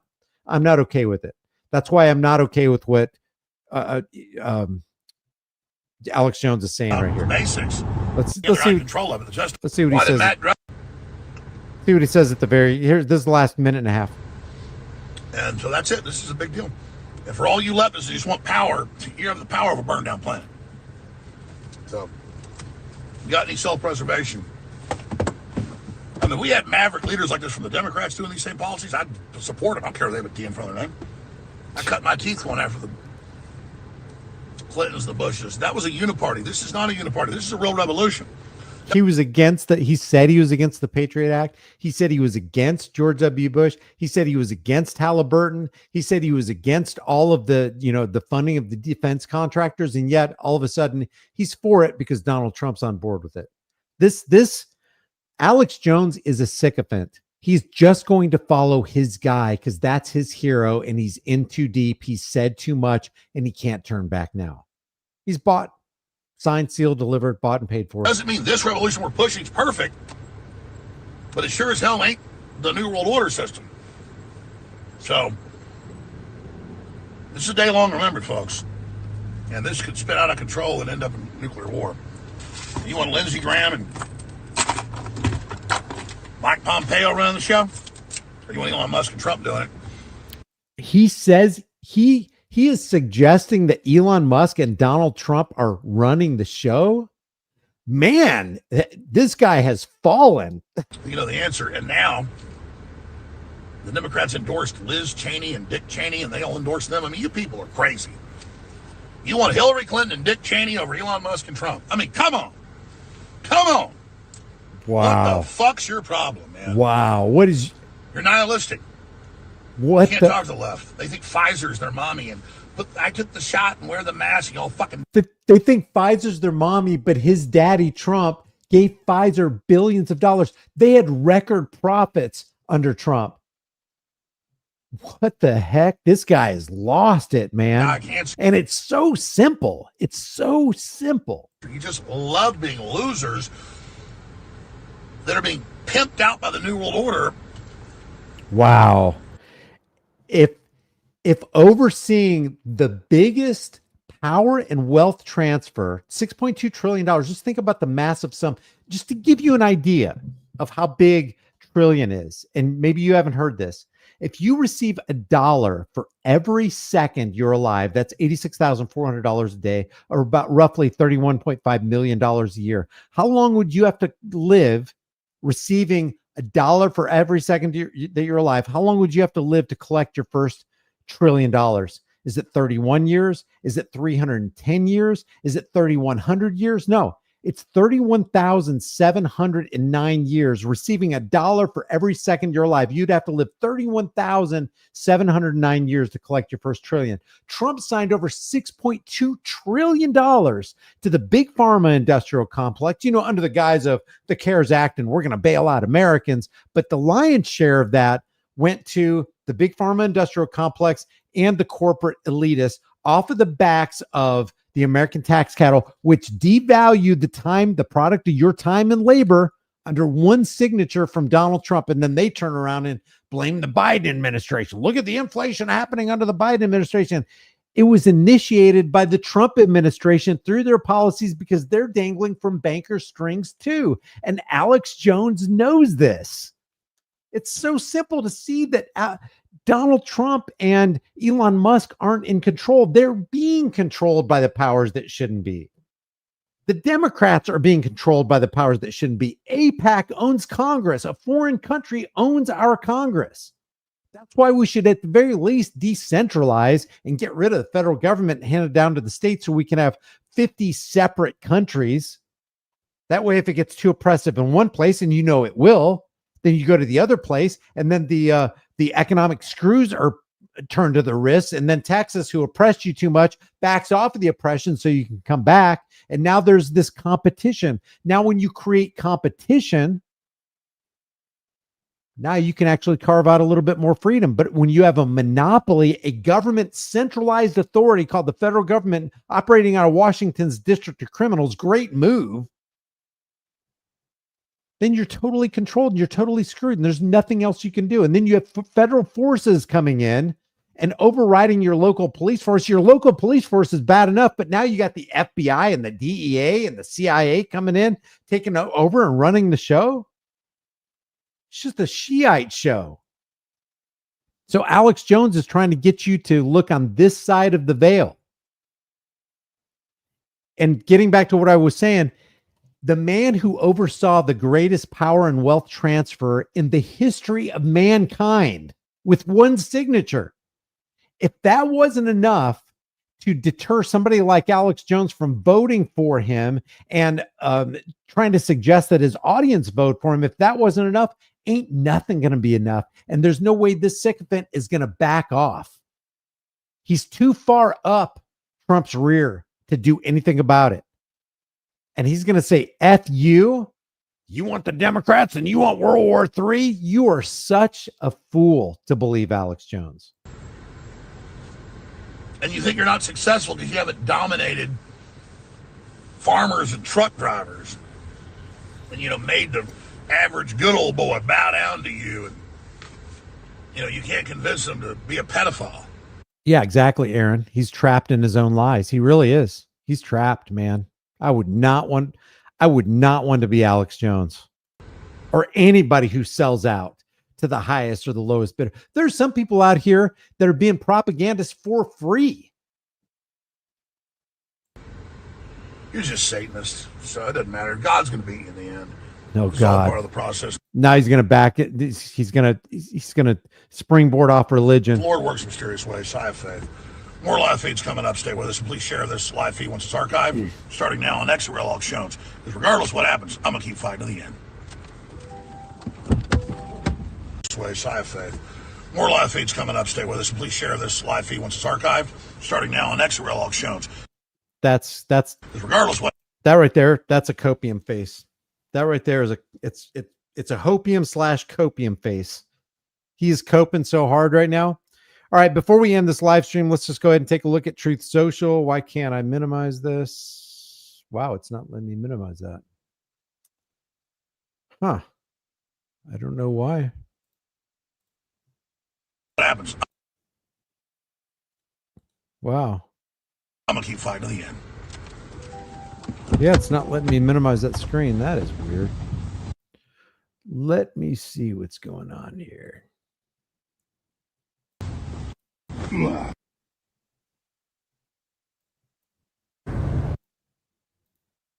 Wow. It's not letting me minimize that.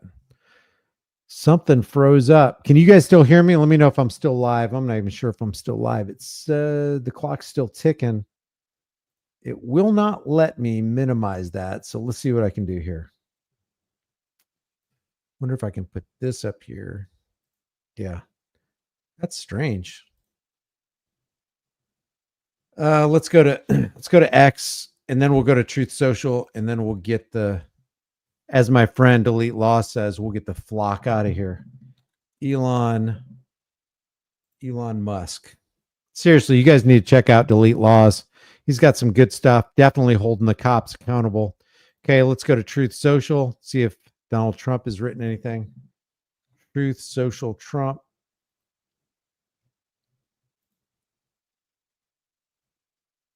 Four hours ago, 3 hours ago. Yeah, he hasn't posted anything. Probably wallowing in his tears because there is this rift. Although I'm kind of thinking that this is all orchestrated. To what end? For what reason? What's the long range thing going on here? I don't know, but I do know that the central bankers are still in control. The military industrial complex and the prison industrial complex is still in control. Trump still gave a widespread, basically get out of jail free or never go to jail card to local law enforcement and federal law enforcement agents. And if this country wasn't on the rope before, it is definitely on the rope now. Thank you guys for joining. If you haven't done so already, please hit that like button, hit the subscribe button. If you haven't, become a member. If you think this information is valuable, share it with everybody you know. I appreciate you guys. Remember, the price of freedom is now and will always be eternal vigilance, and indifference to this notion is the means by which the people have and will secure their own oppression.